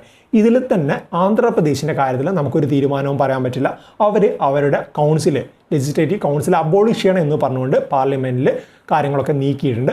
അത് ഏത് നിമിഷം വേണമെങ്കിലും പാർലമെൻറ്റ് പഠിച്ചിട്ട് അബോളിഷ് ചെയ്യാം. ഇതിനു മുന്നേ അവർ അബോളിഷ് ചെയ്യണമെന്ന് പറഞ്ഞിട്ട് ഇതുപോലെ തന്നെ കാര്യങ്ങളൊക്കെ പാസ്സാക്കി പാർലമെൻറ്റിലേക്ക് വിട്ടു. 5 വർഷത്തിന് ശേഷം പാർലമെൻറ്റ് അബോളിഷ് ചെയ്തു. വീണ്ടും അവർ തിരിച്ചും കൊണ്ടുവന്നിട്ടുണ്ട്. അതുകൊണ്ട് നമുക്കൊന്നും പറയാൻ പറ്റില്ല. ആന്ധ്രാപ്രദേശ് അവരുടെ കൗൺസിൽ ചില പ്രശ്നങ്ങളൊക്കെ ആയിട്ട് ബന്ധപ്പെട്ട്, അതായത് അവിടെ കൊണ്ടുവന്ന ചില ആക്റ്റൊക്കെ ബില്ലൊന്നും ആക്റ്റായിട്ട് മാറാത്തതിൻ്റെ സാഹചര്യത്തിൽ നമുക്ക് ഈ ഒരു കൗൺസിൽ വേണ്ട, കൗൺസിൽ ഉള്ളത് കൊണ്ടാണ് ഇങ്ങനെ ആക്റ്റായിട്ട് മാറാത്തത് എന്ന രീതിയിലൊക്കെ അവിടുത്തെ മുഖ്യമന്ത്രിയൊക്കെ പറഞ്ഞിട്ട് ഒരുപാട് പ്രശ്നങ്ങളുണ്ടായിരുന്നു. അതിൻ്റെ ഭാഗമായിട്ട് തന്നെ അവർ തീരുമാനിച്ചു കൗൺസിൽ വേണ്ട, കൗൺസിൽ നമുക്ക് അബോളിഷ് ചെയ്യണമെന്ന് പറഞ്ഞിട്ട് പാർലമെൻറ്റിലേക്ക് അതിൻ്റെ കാര്യങ്ങളൊക്കെ അയച്ചിട്ടുണ്ട്. അതിൽ തീരുമാനമായിട്ടില്ല. കഴിഞ്ഞ തീരുമാനം വന്നത് 5 വർഷം 1970 എങ്ങാണ്ടെന്ന് തോന്നുന്നു. 5 വർഷത്തിന് ശേഷമാണ് പാർലമെൻറ്റ് തീരുമാനമെടുത്തിട്ട് അബോളിഷ് ചെയ്തത്. അത് വീണ്ടും തിരിച്ചും വന്നിട്ടുണ്ട്. അതുകൊണ്ട് ആന്ധ്രാപ്രദേശിൻ്റെ കാര്യം നമ്മൾ എന്തായാലും ഇപ്പോൾ ഓർത്ത് വയ്ക്കുക. ഇപ്പം നിലവിൽ 6 ബൈ ക്യാമറൽ സംസ്ഥാനങ്ങളുണ്ട്. ഏതൊക്കെയാണ്? ആന്ധ്രാപ്രദേശ്, തെലങ്കാന, കർണാടക, മഹാരാഷ്ട്ര, UP, ബീഹാർ. ആ ഒരു കാര്യം ഇമ്പോർട്ടൻ്റ് ആയിട്ട് തന്നെ ഒന്ന് ഓർത്ത് വയ്ക്കുക. 64ാമത്തെ ചോദ്യം എന്താണ്? The 100th amendment in our constitution is related to which of the following? എന്താണ് കാര്യം? നമ്മുടെ ഇന്ത്യൻ കോൺസ്റ്റിറ്റ്യൂഷനിലെ 100ാമത്തെ അമെൻമെൻറ്റ് എന്തുമായിട്ട് ബന്ധപ്പെട്ടിരിക്കുന്നു എന്നാണ് ചോദ്യം. 100ാമത്തെ അമെൻമെൻറ്റ് നമുക്കറിയാം, നമ്മൾ മറ്റൊരു രാജ്യവുമായിട്ട് ബന്ധപ്പെട്ട ഒരു പാട്ടക്കരാർ അല്ലെങ്കിൽ ഒരു അതിർത്തിയുടെ പാട്ടക്കരാർ എന്ന രീതിയിലൊക്കെ നമുക്ക് പറയാൻ പറ്റുന്ന ഒരു കാര്യമാണ്. നമ്മുടെ ഇന്ത്യയും ബംഗ്ലാദേശുമായിട്ട് ബന്ധപ്പെട്ടുള്ള ഒരു ലാൻഡ് ബൗണ്ടറി എഗ്രിമെൻ്റ് ആണല്ലേ 100ാമത്തെ അമെൻമെൻറ്റിൽ വരുന്നത്. ഒരു കാര്യം ഓർത്ത് വെക്കണം, ബംഗ്ലാദേശും ഇന്ത്യയുമായിട്ട് ബന്ധപ്പെട്ടൊരു ലാൻഡ് ബൗണ്ടറി എഗ്രിമെൻ്റ് ആണ് 100ാമത്തെ അമെൻമെൻറ്റിൽ പറയുന്നത്. ഇമ്പോർട്ടൻ്റ് ആയിട്ട് തന്നെ ഓർത്ത് വെക്കണം, പരീക്ഷയിൽ വന്നിട്ടുണ്ട്. അവിടെ നമുക്ക് പ്രത്യേകിച്ചൊന്നും പറയാനുള്ള 100ാമത്തെ അമെൻമെൻറ്റ് എന്ന് പറയുമ്പോൾ നമ്മുടെ ഇന്ത്യയിൽ വരുന്ന, ഇന്ത്യയും ബംഗ്ലാദേശുമായിട്ട് ബന്ധപ്പെട്ട ലാൻഡ് ബൗണ്ടറി ആക്റ്റ് ആണ് വരുന്നത്. അതുമായിട്ട് ബന്ധപ്പെട്ട കാര്യങ്ങളാണ് 100ാമത്തെ അമെൻമെൻറ്റിൽ വരുന്നത്. ഓക്കെ, 65ാമത്തെ ചോദ്യം എന്താണ്? Article 21A of the Indian constitution illustrate which of the following rights? എന്താണ് കാര്യം? ആർട്ടിക്കിൾ 21A പലപ്പോഴും പരീക്ഷകളിൽ വന്നുള്ള കാര്യമാണ്. ആർട്ടിക്കിൾ 21A അല്ല, ആർട്ടിക്കിൾ 21A എന്ന് പറയുന്നത് നമ്മുടെ റൈറ്റ് ടു എഡ്യൂക്കേഷനുമായിട്ട് ബന്ധപ്പെട്ട ആർട്ടിക്കിളാണ്. വളരെ ഇമ്പോർട്ടൻ്റ് ആണ്. ആർട്ടിക്കിൾ 21A എന്ന് പറയുന്നത് റൈറ്റ് ടു എഡ്യൂക്കേഷൻ ആണ്. ഓക്കെ, ആ ഒരു കാര്യം നമ്മൾ വളരെ ഇമ്പോർട്ടൻ്റ് ആയിട്ട് തന്നെ ഓർത്ത് വെക്കണം. നമുക്ക് പലപ്പോഴും പരീക്ഷയിൽ വന്നുള്ള കാര്യമാണ് ആർട്ടിക്കിൾ 21A എന്ന് പറയുന്നത്. ഈ ഒരു റൈറ്റ് ടു എഡ്യൂക്കേഷൻ നമ്മുടെ ഒരു ഫണ്ടമെൻ്റൽ റൈറ്റ് കൂടിയാണ്. ഇത് ഫണ്ടമെൻ്റൽ റൈറ്റ് ആയിട്ട് മാറുന്നത് 2002 86ാമത്തെ കോൺസ്റ്റിറ്റ്യൂഷൻ അമെൻമെൻറ്റ് പ്രകാരമാണ്. ആ ഒരു കാര്യം കൂടെ ഇമ്പോർട്ടൻ്റ് ആയിട്ട് തന്നെ ഓർത്ത് വെക്കണം. ഓക്കെ, എന്തായാലും നമുക്കിവിടെ ഓർത്ത് വെക്കാനുള്ളത് ആർട്ടിക്കിൾ 21A എന്ന് പറയുന്നത് റൈറ്റ് ടു എഡ്യൂക്കേഷനുമായിട്ട് ബന്ധപ്പെട്ട ആർട്ടിക്കിളാണല്ലേ. അതുപോലെ തന്നെ റൈറ്റ് ടു എഡ്യൂക്കേഷൻ ആക്ട് നിലവിൽ വന്ന ആ ഒരു വർഷം കൂടെ ഓർത്ത് വയ്ക്കുക. അതും പരീക്ഷയിൽ ചോദിച്ചിട്ടുണ്ട്. 2010 ഏപ്രിൽ 1-ാം തീയതിയാണ്. അതുപോലെ തന്നെ റൈറ്റ് ടു എഡ്യൂക്കേഷൻ നമ്മുടെ ഒരു ഫണ്ടമെൻ്റൽ റൈറ്റ് ആയിട്ട് മാറിയിട്ടുള്ള അമെൻമെൻറ്റ് എന്ന് പറയുന്നത് 86ാമത്തെ കോൺസ്റ്റിറ്റ്യൂഷണൽ അമെൻമെൻറ്റ് ആക്ട് ആണ്. 2002 86ാമത്തെ കോൺസ്റ്റിറ്റ്യൂഷണൽ അമെൻമെൻറ്റ് ആക്ട് പ്രകാരമാണ് ഇത് നമ്മുടെ ഒരു ഫണ്ടമെൻ്റൽ റൈറ്റ് ആയിട്ട് മാറിയുള്ളത്. ഓക്കെ, ഇത്രയും കാര്യങ്ങൾ നമ്മൾ ഇമ്പോർട്ടൻ്റ് ആയിട്ട് ഓർത്ത് വെക്കണം. നമുക്ക് ജസ്റ്റ് ഒന്നുകൂടെ കാര്യങ്ങൾ ഓടിച്ചു പോകും. 61ാമത്തെ ചോദ്യം എന്തായിരുന്നു? According to constitution which of the following article provides protection of life and personal liberty? ഏത് ആർട്ടിക്കിളാണ്? ആർട്ടിക്കിൾ 21 ആണല്ലേ. 62ാമത്തെ ചോദ്യം എന്തായിരുന്നു? Tell the name of Indian president who had used pocket veto in Indian postal amendment bill? ആരാണ്? Giani sale Singh ആണ്. അതുപോലെ 63ാമത്തെ ചോദ്യമാണ് which of the following state as A bicameral legislation? ഏതാണ്? ആന്ധ്രാപ്രദേശ്, ബീഹാർ, കർണാടക, മഹാരാഷ്ട്ര, തെലങ്കാന, ഉത്തർപ്രദേശ്. ഇതിലേതെങ്കിലും ആയിരിക്കും നമ്മുടെ പരീക്ഷകളിലെ ഓപ്ഷനായിട്ട് വരുന്നത്. ആ ഒരു കാര്യം ഇമ്പോർട്ടൻ്റ് ആയിട്ട് തന്നെ ഒന്ന് ഓർത്ത് വെക്കണം. 64ാമത്തെ ചോദ്യം എന്താണ്? The 100th amendment in our constitution is related to which of the following? എന്താണ്? Acquiring of territories by India and transfer of certain territories to Bangladesh. സിമ്പിളായിട്ട് പറയുകയാണെങ്കിൽ നമ്മുടെ ഇന്ത്യയും ബംഗ്ലാദേശുമായിട്ടുള്ള ലാൻഡ് ബൗണ്ടറി എഗ്രിമെൻ്റ് ആണ് 100ാമത്തെ അമെൻമെൻറ്റ്. ഓക്കെ, 65ാമത്തെ ചോദ്യം എന്തായിരുന്നു? Article 21A of the Indian constitution illustrate which of the following rights? ഏതാണ്? Right to education ആണ് article 21A പറയുന്നത്. ആ ഒരു കാര്യം കൂടെ വളരെ ഇമ്പോർട്ടൻ്റ് ആയിട്ട് തന്നെ നമ്മളൊന്ന് ഓർത്ത് വയ്ക്കണം. ഓക്കെ, 66ാമത്തെ ചോദ്യം എന്താണ്? The constitution day of India is observed on? എന്നാണ് നമ്മുടെ ഇന്ത്യയിലെ കോൺസ്റ്റിറ്റ്യൂഷൻ ഡേ ഒബ്സേർവ് ചെയ്യുന്നത് എന്നാണ് ചോദ്യം. എപ്പോഴാണ്? നവംബർ 26-ാം തീയതിയാണ്. ഇമ്പോർട്ടൻറ്റ് ഡേറ്റ്സ് ഒക്കെ ആയിട്ട് ബന്ധപ്പെട്ടിട്ടോ അല്ലെങ്കിൽ പൊളിറ്റിയിൽ ഡയറക്റ്റ് ആയിട്ടൊക്കെ ചോദ്യങ്ങൾ വരാം. നവംബർ 26-ാം തീയതിയാണ് നമ്മുടെ ഇന്ത്യയിൽ നിയമദിനമായിട്ട് ആചരിക്കുന്നത്. അത് ആചരിക്കാനുള്ള കാര്യം എന്താണെന്ന് നമുക്ക് ഊഹിക്കാൻ പറ്റും. നമ്മുടെ കോൺസ്റ്റിറ്റ്യൂഷൻ അഡോപ്റ്റ് ചെയ്ത ദിവസമാണല്ലോ 1949 നവംബർ 26 എന്ന് പറയുന്നത്. അതിൻ്റെ ഭാഗമായിട്ടാണ് നമ്മുടെ കോൺസ്റ്റിറ്റ്യൂഷൻ ഡേ ആയിട്ട് നവംബർ 26-ാം തീയതി നമ്മൾ ആചരിക്കുന്നത്. വളരെ ഇമ്പോർട്ടൻ്റ് ആയിട്ട് തന്നെ ഓർത്ത് വയ്ക്കണം. അതുപോലെ നമുക്ക് കൺഫ്യൂസിങ് ആകുന്ന മറ്റൊരു കാര്യമാണ് നമ്മുടെ ഇന്ത്യൻ കോൺസ്റ്റിറ്റ്യൂഷൻ അഡോപ്റ്റ് ചെയ്ത ദിവസവും കെയിം ഇൻ ടു ഫോഴ്സ് നിലവിൽ വന്ന ദിവസമല്ല. 1949 നവംബർ 26-ാം തീയതിയാണ് ഇന്ത്യൻ കോൺസ്റ്റിറ്റ്യൂഷൻ അഡോപ്റ്റ് ചെയ്യപ്പെട്ടതെങ്കിൽ നിലവിൽ വന്നിട്ടുള്ളത് 1950 ജനുവരി 26-ാം തീയതിയാണ്. അതുമായിട്ട് ബന്ധപ്പെട്ട് കൺഫ്യൂഷൻ ആവരുത്. ജനുവരി 26 അല്ല, നവംബർ 26 നമ്മുടെ കോൺസ്റ്റിറ്റ്യൂഷൻ ഡേ. ഇമ്പോർട്ടൻ്റ് ആയിട്ട് തന്നെ ഒന്ന് ഓർത്തു വയ്ക്കണം. 67ാമത്തെ ചോദ്യം എന്താണ്? From the following former prime ministers whose name can be founded on Indian currency notes?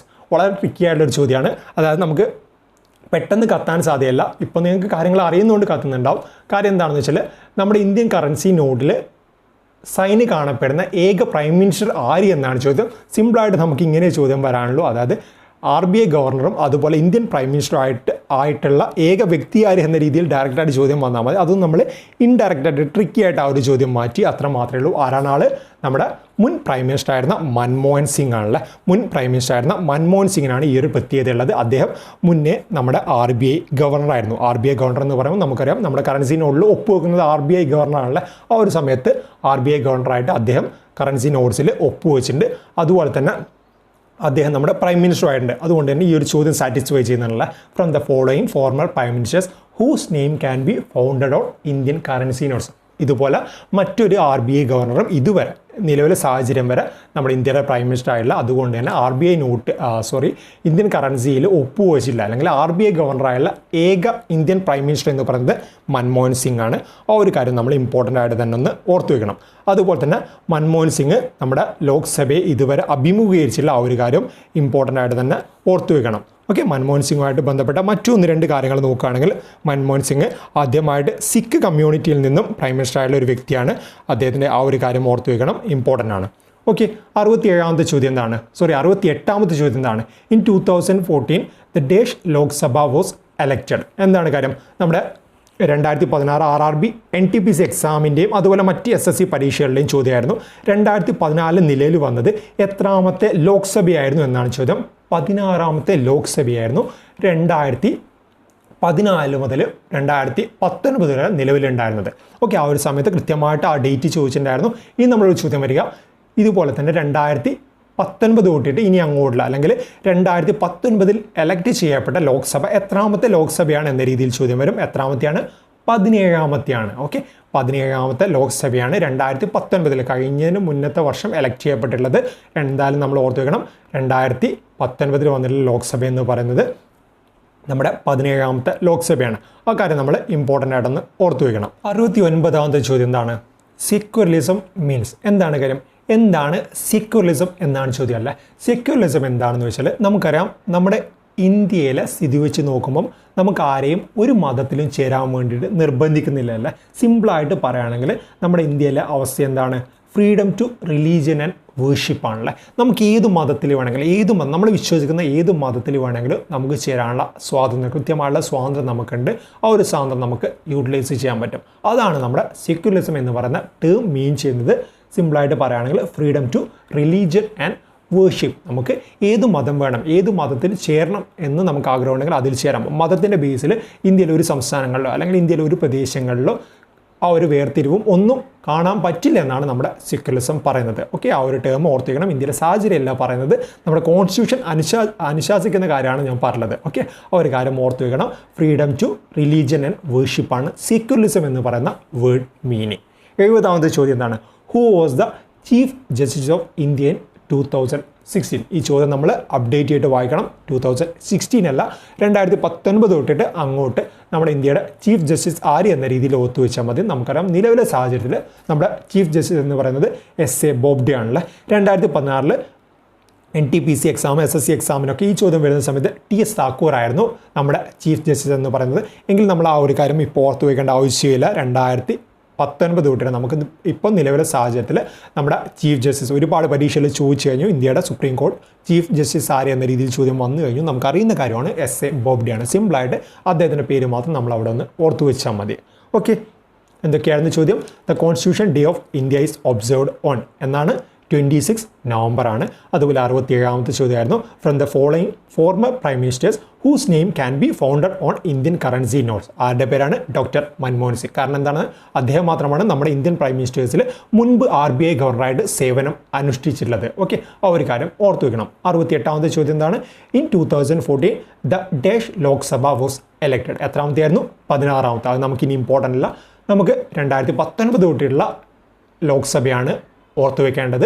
17ാമത്തെ ലോക്സഭയാണ് നിലവിലെ സാഹചര്യത്തിൽ 2019 വരെ ഇവിടെ ഭരിക്കുന്നതല്ലേ. ആ ഒരു കാര്യം ഓർത്തു വയ്ക്കുക. 69ാമത്തെ ചോദ്യം എന്താണ്? സെക്യുലറിസം മീൻസ് എന്താണ്? Secularism freedom of religion and worship. ആ കാര്യം ഓർത്തു വയ്ക്കുക. ഇതുപോലൊരു വേർഡായിട്ട് തന്നെയാണ് പരീക്ഷയിൽ വരിക, മുന്നേ വന്നിട്ടുള്ളതും അങ്ങനെ തന്നെയാണ്. 70ാമത്തെ ചോദ്യം തന്നെ who was the chief justice of India in 2016? 2016 അല്ല, 2019 ആയിട്ട് നമ്മൾ അപ്ഡേറ്റ് ചെയ്തിട്ട് വായിക്കണം. ഇത് പ്രീവിയസ് ഇയർ ചോദ്യമാണ്, അതുകൊണ്ടാണ് ഇങ്ങനെ ചോദ്യം വന്നിട്ടുള്ളത്. TS താക്കൂറാണ് അന്നത്തെ ഉത്തരമെങ്കിൽ നമുക്ക് ഇന്നത്തെ ഞാൻ ഈ ഒരു കറണ്ട് അഫെയർ പറയുന്നവരെയുള്ള സാഹചര്യത്തിൽ എസ് എ ബോബ്ഡെയാണ്. നമുക്ക് പറയാൻ പറ്റില്ല, ഇന്ത്യയിലെ പൊളിറ്റിക്കൽ ഇഷ്യൂസാണ്. നാളെ ആര് ചീഫ് ജസ്റ്റിസ് ആവും, നാളെ ആര് പ്രൈം മിനിസ്റ്റർ ആവുമെന്നൊന്നും നമുക്ക് പ്രെഡിക്റ്റ് ചെയ്യാൻ പറ്റില്ല. അതുകൊണ്ട് തന്നെ ഞാനിപ്പോൾ ഇന്ന് പറയുന്ന ഈ ഒരു ഫെബ്രുവരി മാസത്തിൽ 18ാം തീയതി പറയുന്നത് വരെ നമ്മുടെ ഇന്ത്യയുടെ നിലവിലെ ചീഫ് ജസ്റ്റിസ് എന്ന് പറയുന്നത് എസ് എ ബോബ്ഡെയാണ്. ഓക്കെ, ആ ഒരു ഫാക്റ്റ് ഇമ്പോർട്ടൻ്റ് ആയിട്ട് തന്നെ ഒന്ന് ഓർത്തു വയ്ക്കാം. 71ാമത്തെ ചോദ്യം എന്താണ്? Who was the 66th republic day guest of India? എന്താണ് കാര്യം? നമുക്കറിയാം നമ്മുടെ റിപ്പബ്ലിക് ഡേ ആയിട്ട് ബന്ധപ്പെട്ട് മറ്റു രാജ്യത്തെ പ്രധാന വ്യക്തികൾ ഒന്നുകിൽ പ്രസിഡന്റ് ആയിരിക്കും, അല്ലെങ്കിൽ അവരുടെ ചാൻസലർ ആയിരിക്കും, അതും അല്ലെങ്കിൽ അവരുടെ പ്രൈം മിനിസ്റ്റർ ആയിരിക്കും. ആ രീതിയിൽ ഓരോ രാജ്യത്തിനെയും ഹെഡുകളെയൊക്കെ നമ്മുടെ ജനുവരി 26ാം തീയതിയിൽ റിപ്പബ്ലിക് ഡേയിൽ വിശിഷ്ടാതിഥികളായിട്ട് ക്ഷണിക്കാറുണ്ടല്ലേ. ആ രീതിയിൽ 66ാമത്തെ റിപ്പബ്ലിക് ഡേയിൽ 2015 റിപ്പബ്ലിക് ഡേയിൽ ചീഫ് ഗസ്റ്റായിട്ട് ക്ഷണിച്ചത് ആര് എന്നായിരുന്നു ചോദ്യം. ആരെയാണ്? നമ്മുടെ അമേരിക്കയുടെ അന്നത്തെ പ്രസിഡൻ്റായിരുന്ന ബറാക് ഒബാമയായിരുന്നു 66ാമത്തെ റിപ്പബ്ലിക് ഡേയിൽ ചീഫ് ഗസ്റ്റായിട്ട് നമ്മുടെ ഇന്ത്യ ക്ഷണിച്ചിട്ടുണ്ടായിരുന്നത്. ഓക്കെ, ഓർത്ത് വെക്കണം. അത് നമുക്ക് കറണ്ട് അഫെയറിൽ ഇമ്പോർട്ടൻ്റ് അല്ല. നമുക്ക് ഇമ്പോർട്ടൻ്റ് ആയിട്ട് ഓർത്ത് വെക്കേണ്ട കാര്യം 2019 അതുപോലെ 2020 ചീഫ് ഗസ്റ്റുകളാണ്. 2019 സിറിൽ റമഫോസയായിരുന്നു, സൗത്ത് ആഫ്രിക്കയുടെ ഹെഡായിരുന്ന സിറിൽ റമഫോസ 2019, 2020 ബ്രസീലിലെ ഹെഡായിരുന്ന ജെയർ ബോൾസനാരോ ആണ് 2020 വന്നത്. 2019 ഇമ്പോർട്ടൻ്റ് ആണ്, 2020 ഇമ്പോർട്ടൻ്റ് ആണ്. 2021 റിപ്പബ്ലിക് ഡേ ഇപ്പോൾ റീസെൻ്റ് ആയിട്ട് കഴിഞ്ഞിട്ടുണ്ട്. എങ്കിൽ കോവിഡിൻ്റെ സാഹചര്യം കാരണം ആരും വന്നിട്ടില്ല. 2-3 പേരുകൾ നമ്മൾ മാറ്റി പറഞ്ഞായിരുന്നു, എങ്കിൽ ആരും വന്നില്ല. ആദ്യം ബ്രിട്ടൻ്റെ ഹെഡ് വരുമെന്ന് പറഞ്ഞു, പിന്നെ സുരിനെയിമിൻ്റെ ഹെഡ് വരുമെന്നൊക്കെ പറഞ്ഞിട്ടുണ്ടായിരുന്നു. എങ്കിൽ അതൊന്നും നടന്നിട്ടില്ല. 2021 റിപ്പബ്ലിക് ഡേയിൽ കൊറോണയുടെ സാഹചര്യം കാരണം പുറത്തു നിന്ന് ആരും വന്നില്ല. അതുകൊണ്ട് 2019 2020 നമുക്ക് ഇമ്പോർട്ടൻ്റ് ആയിട്ട് ഓർത്ത് വെക്കണം. 2019 സൗത്ത് ആഫ്രിക്കയുടെ ഹെഡായുള്ള സിറിൽ റമഫോസയും 2020 ബ്രസീലിലെ ഹെഡായുള്ള ജെയർ ബോൾസനാരോവും വന്നിട്ടുണ്ടായിരുന്നു. ആ 2 പേരുകളും നമ്മൾ ഇമ്പോർട്ടൻ്റ് ആയിട്ട് തന്നെ ഓർത്ത് വെക്കണം. ഓക്കെ, 72ാമത്തെ ചോദ്യം എന്താണ്? Under the Indian constitution legislative powers are vested with the. എന്താണ് കാര്യം? നമ്മുടെ ഇന്ത്യയിലെ നിയമപരമായുള്ള പവറുകൾ ഏത് ബോഡിയുടെ കീഴിലാണ് വരുന്നത് എന്നാണ് ചോദ്യം. പാർലമെൻറ്റാണ്. നമുക്കറിയാം നിയമപരമായിട്ട് ബന്ധപ്പെട്ട ഏതൊരു കാര്യങ്ങളിലും മാറ്റം വരുത്തണമെങ്കിൽ അവിടെ പാർലമെൻറ്റിൽ കൃത്യമായുള്ള ചർച്ചകൾ നടന്നിരിക്കണം. അല്ലാതെ നമ്മുടെ ഇന്ത്യയുടെ ഒരു പ്രസിഡൻറ്റോ പ്രൈം മിനിസ്റ്ററോ അല്ലെങ്കിൽ ഒരു മിനിസ്റ്ററോ ഒന്നും വിചാരിച്ചു കഴിഞ്ഞാൽ നമ്മുടെ ഇന്ത്യയിൽ ലെജിസ്ലേറ്റീവ് പവേഴ്സിലൊന്നും മാറ്റം വരുത്താൻ പറ്റില്ല. അല്ലേ, under the Indian constitution legislative powers are vested with the parliament ആണ്. നമ്മുടെ പാർലമെൻറ്റുമായിട്ട് ബന്ധപ്പെട്ടിട്ടാണ് ലെജിസ്ലേറ്റീവ് പവേഴ്സൊക്കെ കിടക്കുന്നത്. ആ ഒരു കാര്യം ഇമ്പോർട്ടൻ്റ് ആയിട്ട് തന്നെ ഒന്ന് ഓർത്തു വയ്ക്കണം. 73ാമത്തെ ചോദ്യം എന്താണ്? How many members are nominated by president of Indian Rajya Sabha? എന്താണ് ചോദ്യം? രാജ്യസഭയിൽ നമ്മുടെ ഇന്ത്യൻ പ്രസിഡന്റിന് എത്ര മെമ്പേഴ്സിനെ നോമിനേറ്റ് ചെയ്യാം എന്നാണ് ചോദ്യം. എത്രയാണ്? 12 മെമ്പേഴ്സിനെ നമുക്ക് രാജ്യസഭയിൽ നോമിനേറ്റ് ചെയ്യാമല്ല. ഇന്ത്യൻ പ്രസിഡന്റ് നോമിനേഷൻ പവറിൻ്റെ അതുമായിട്ട് ബന്ധപ്പെട്ട് നമ്മുടെ ആർട്ട് അതുപോലെയുള്ള ഫീൽഡിലൊക്കെ 12 പേരെ നമ്മുടെ പ്രസിഡന്റ് നോമിനേറ്റ് ചെയ്യാൻ പറ്റും. ആ ഒരു കാര്യം ഇമ്പോർട്ടൻ്റ് ആയിട്ട് ഓർത്ത് വെക്കണം. നമ്മൾ മുന്നേ രാജ്യസഭയായിട്ട് ബന്ധപ്പെട്ട കാര്യങ്ങളൊക്കെ പറയുന്ന സമയത്ത് അവിടെ ഡീറ്റെയിൽ ആയിട്ട് തന്നെ പറഞ്ഞിട്ടുണ്ട് ഏതൊക്കെ ഫീൽഡുമായിട്ട് ബന്ധപ്പെട്ടിട്ടാണ് നമുക്ക് നോമിനേറ്റ് ചെയ്യാൻ പറ്റുന്നത്, ആ രീതിയിൽ ആരൊക്കെ പ്രധാനപ്പെട്ട ആരെയൊക്കെ നോമിനേറ്റ് ചെയ്തിട്ടുണ്ട് തുടങ്ങിയ കാര്യങ്ങളൊക്കെ നമ്മൾ ആ ഒരു കോഴ്സ് ചെയ്യുന്ന സമയത്ത് കൃത്യമായിട്ട് പറഞ്ഞായിരുന്നല്ലോ. ജസ്റ്റ് ആ ഒരു കാര്യം നമ്മളൊന്ന് ഓർത്തു വയ്ക്കുക. ഓക്കെ, 74ാമത്തെ ചോദ്യം എന്താണ്? Which is the oldest high court in India? എന്താണ് കാര്യം? നമ്മുടെ ഇന്ത്യയിലെ ഓൾഡസ്റ്റ്, ഏറ്റവും ഓൾഡസ്റ്റ്, അതായത് ആദ്യം വന്ന ഹൈക്കോർട്ട് ഏത് എന്നാണ് ചോദ്യം. കൽക്കട്ട ഹൈക്കോർട്ടാണ്. 1862 നിലവിൽ വന്നിട്ടുള്ള കൽക്കട്ട ഹൈക്കോർട്ടാണ് നമ്മുടെ ഇന്ത്യയിലെ ഓൾഡസ്റ്റ് ഹൈക്കോർട്ട് എന്ന് പറയുന്നത്. ആ ഒരു ഫാക്റ്റ് ഇമ്പോർട്ടൻ്റ് ആയിട്ട് തന്നെ ഓർത്ത് വെക്കണം. 1862 നിലവിൽ വന്നിട്ടുള്ള കൽക്കട്ട ഹൈക്കോർട്ടാണ് നമ്മുടെ ഇന്ത്യയിലെ ഏറ്റവും ഓൾഡസ്റ്റ് ഹൈക്കോർട്ട്. ഓക്കെ, 75ാമത്തെ ചോദ്യം എന്താണ്? Rajya Sabha is also known as. Rajya Sabha is also known as എന്ന് പറഞ്ഞിട്ട് നമുക്ക് ഓപ്ഷനിൽ തന്നില്ല കാര്യം അപ്പർ ഹൗസ്, ലോവർ ഹൗസ്, ആ രീതിയിലൊക്കെ ആയിരുന്നു അല്ലേ. എന്താണ് ലോക്സഭയുടെ മറ്റൊരു പേര്? രാജ്യസഭയുടെ മറ്റൊരു പേരാണ് അപ്പർ ഹൗസ്. ഇത് ഓർത്തു വയ്ക്കാൻ ഞാൻ സിമ്പിളായിട്ടൊരു കാര്യം നിങ്ങളോട് പറഞ്ഞായിരുന്നു. ലോക്സഭ മാത്രം ഓർത്തു വെച്ചാൽ മതി. ലോക്സഭ എന്ന് പറയുമ്പോൾ എല്ലിൽ തുടങ്ങുന്നൊരു വേർഡാണ് ലോക്സഭയല്ല. അതുകൊണ്ട് അതിന് മറ്റൊരു പേരും ആ രീതിയിലാണ് വരുന്നത്. എന്താണ്? Lower house. Lok Sabha, lower house രണ്ടും എല്ലാണ്. അപ്പോൾ രാജ്യസഭ നമുക്ക് ഓട്ടോമാറ്റിക്കലി ഓർത്ത് വയ്ക്കാൻ പറ്റും. രാജ്യസഭ അതിൻ്റെ ഓപ്പോസിറ്റ് അപ്പർ ഹൗസ് ആണ്, അല്ലെങ്കിൽ ഹൗസ് ഓഫ് എൽഡേഴ്സ് എന്ന് വിളിക്കാൻ പറ്റും. നമ്മുടെ രാജ്യസഭയ്ക്കുള്ള 2 പേരാണ് അപ്പർ ഹൗസ് അല്ലെങ്കിൽ ഹൗസ് ഓഫ് എൽഡേഴ്സ്. ലോക്സഭ എന്ന് പറയുമ്പോൾ എൽ ഓർത്ത് വയ്ക്കുക. എൽ എന്ന് പറയുമ്പോൾ ലോവർ ഹൗസ് അല്ലെങ്കിൽ ഹൗസ് ഓഫ് പീപ്പിൾ. ഈ രീതിയിൽ നമുക്ക് വളരെ ഇമ്പോർട്ടൻ്റ് ആയിട്ട് തന്നെയുള്ള കാര്യങ്ങളൊക്കെ ഓർത്ത് വയ്ക്കാൻ പറ്റും. ഓക്കെ, നമുക്ക് ജസ്റ്റ് ചോദ്യം ഉത്തരം ഒന്നുകൂടെ നോക്കാം. Who was the 66th republic day guest of India? ആരായിരുന്നു? 2015 വന്നത് ബറാക് ഒബാമയാണ് 66ാമത്തെ ചീഫ് ഗസ്റ്റായിട്ട് വന്നത്. 2019 വന്നത് സിറിൽ റമഫോസയും, 2020 ജെയർ ബോൾസനാരോ, 2021 COVID-19 സാഹചര്യമായിട്ട് ബന്ധപ്പെട്ടിട്ട് ചീഫ് ഗസ്റ്റ് നമുക്ക് ഉണ്ടായിരുന്നില്ല. ആ ഒരു കാര്യം ഒന്ന് ഓർത്തു വയ്ക്കണം. 72ാമത്തെ ചോദ്യം എന്താണ്? Under the Indian constitution legislative powers are vested with the പാർലമെൻറ്റുമായിട്ട് ബന്ധപ്പെട്ടാണ് നമ്മുടെ ലെജിസ്ലേറ്റീവ് പവേഴ്സ് കിടക്കുന്നത്. 73ാമത്തെ ചോദ്യം എന്താണ്? How many members are nominated by president of India in Rajya Sabha? എത്ര മെമ്പേഴ്സാണ്? 12 മെമ്പേഴ്സിനെ നമ്മുടെ പ്രസിഡന്റിന് നോമിനേറ്റ് ചെയ്യാൻ പറ്റുമല്ലേ. ആ കാര്യം ഇമ്പോർട്ടൻ്റ് ആയിട്ട് തന്നെ ഒന്ന് ഓർത്തു വയ്ക്കാം. 74ാമത്തെ ചോദ്യം എന്താണ്? Which is the oldest high court in India? ഏതാണ്? കൽക്കട്ട ഹൈക്കോർട്ടാണ് നമ്മുടെ ഇന്ത്യയിലെ ഏറ്റവും ഓൾഡസ്റ്റ് ആയിട്ടുള്ള ഹൈക്കോർട്ട്. ആ ഒരു ഫാക്റ്റ് നമ്മൾ ഇമ്പോർട്ടൻ്റ് ആയിട്ട് തന്നെ ഒന്ന് ഓർത്തു വയ്ക്കാം. 75ാമത്തെ ചോദ്യം എന്താണ്? Rajya Sabha is also known as. എന്താണ്? Upper house. ഇത് ഓർത്ത് വയ്ക്കാൻ വേണമെങ്കിൽ നമ്മുടെ ലോക്സഭയുടെ മറ്റൊരു പേര് മാത്രം ഓർത്ത് വെച്ചാൽ മതി. ലോക്സഭ എന്ന് പറയുമ്പോൾ എല്ലിൽ തുടങ്ങുന്നു, ലോവർ ഹൗസ്. ആ രീതിയിൽ ഓർത്ത് വെച്ചാൽ നമുക്ക് രാജ്യസഭ പ്രത്യേകിച്ച് ഓർത്ത് വെക്കേണ്ട ആവശ്യമൊന്നുമില്ല. ഓക്കെ, 76ാമത്തെ ചോദ്യം എന്താണ്? India is republic. What does republic mean? എന്താണ് കാര്യം? ഇന്ത്യ റിപ്പബ്ലിക് എന്ന് നമ്മൾ പറയാറുണ്ടല്ലേ. ഇന്ത്യ ഈസ് റിപ്പബ്ലിക് എന്ന് പറയാറുണ്ട്.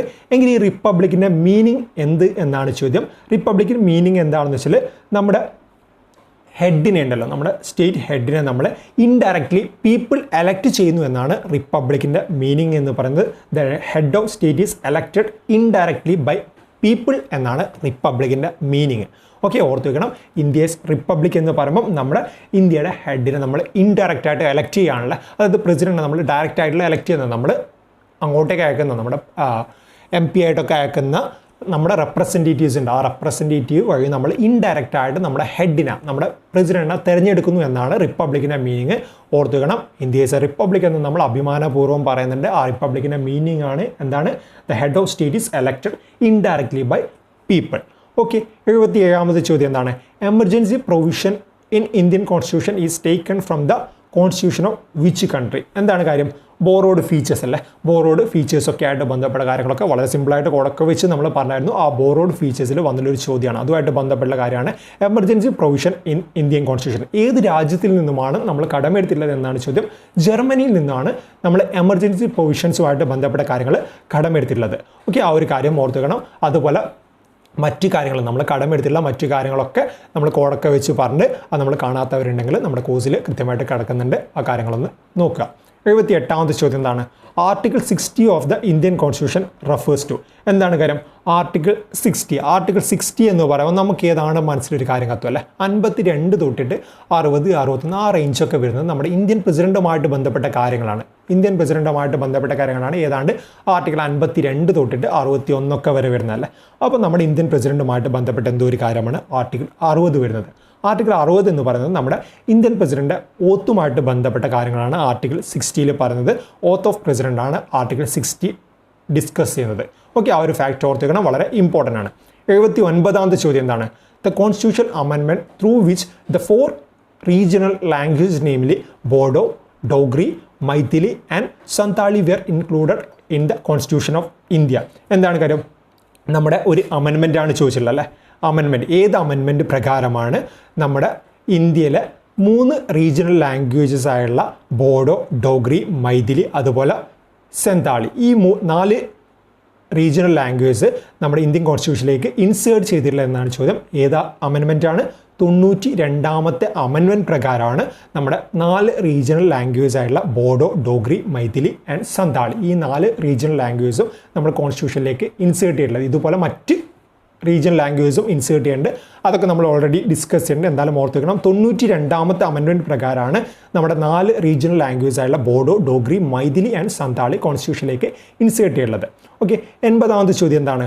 Under which of the following amendment education was made a fundamental right? നമ്മൾ കുറച്ച് മുന്നേ പറഞ്ഞായിരുന്നല്ല, ആർട്ടിക്കിൾ 21A പറയുന്ന സമയത്ത് നമ്മൾ പറഞ്ഞായിരുന്നു, അവിടെ ഡീറ്റെയിൽ ആയിട്ട് പറഞ്ഞായിരുന്നു. നമ്മുടെ 86ാമത്തെ അമെൻമെൻറ്റ് ആക്ട് 2002 പ്രകാരമാണ് നമ്മുടെ എഡ്യൂക്കേഷൻ ഒരു ഫണ്ടമെൻ്റൽ റൈറ്റ് ആയിട്ട് നമ്മൾ മാറ്റിയിട്ടില്ല അല്ലേ.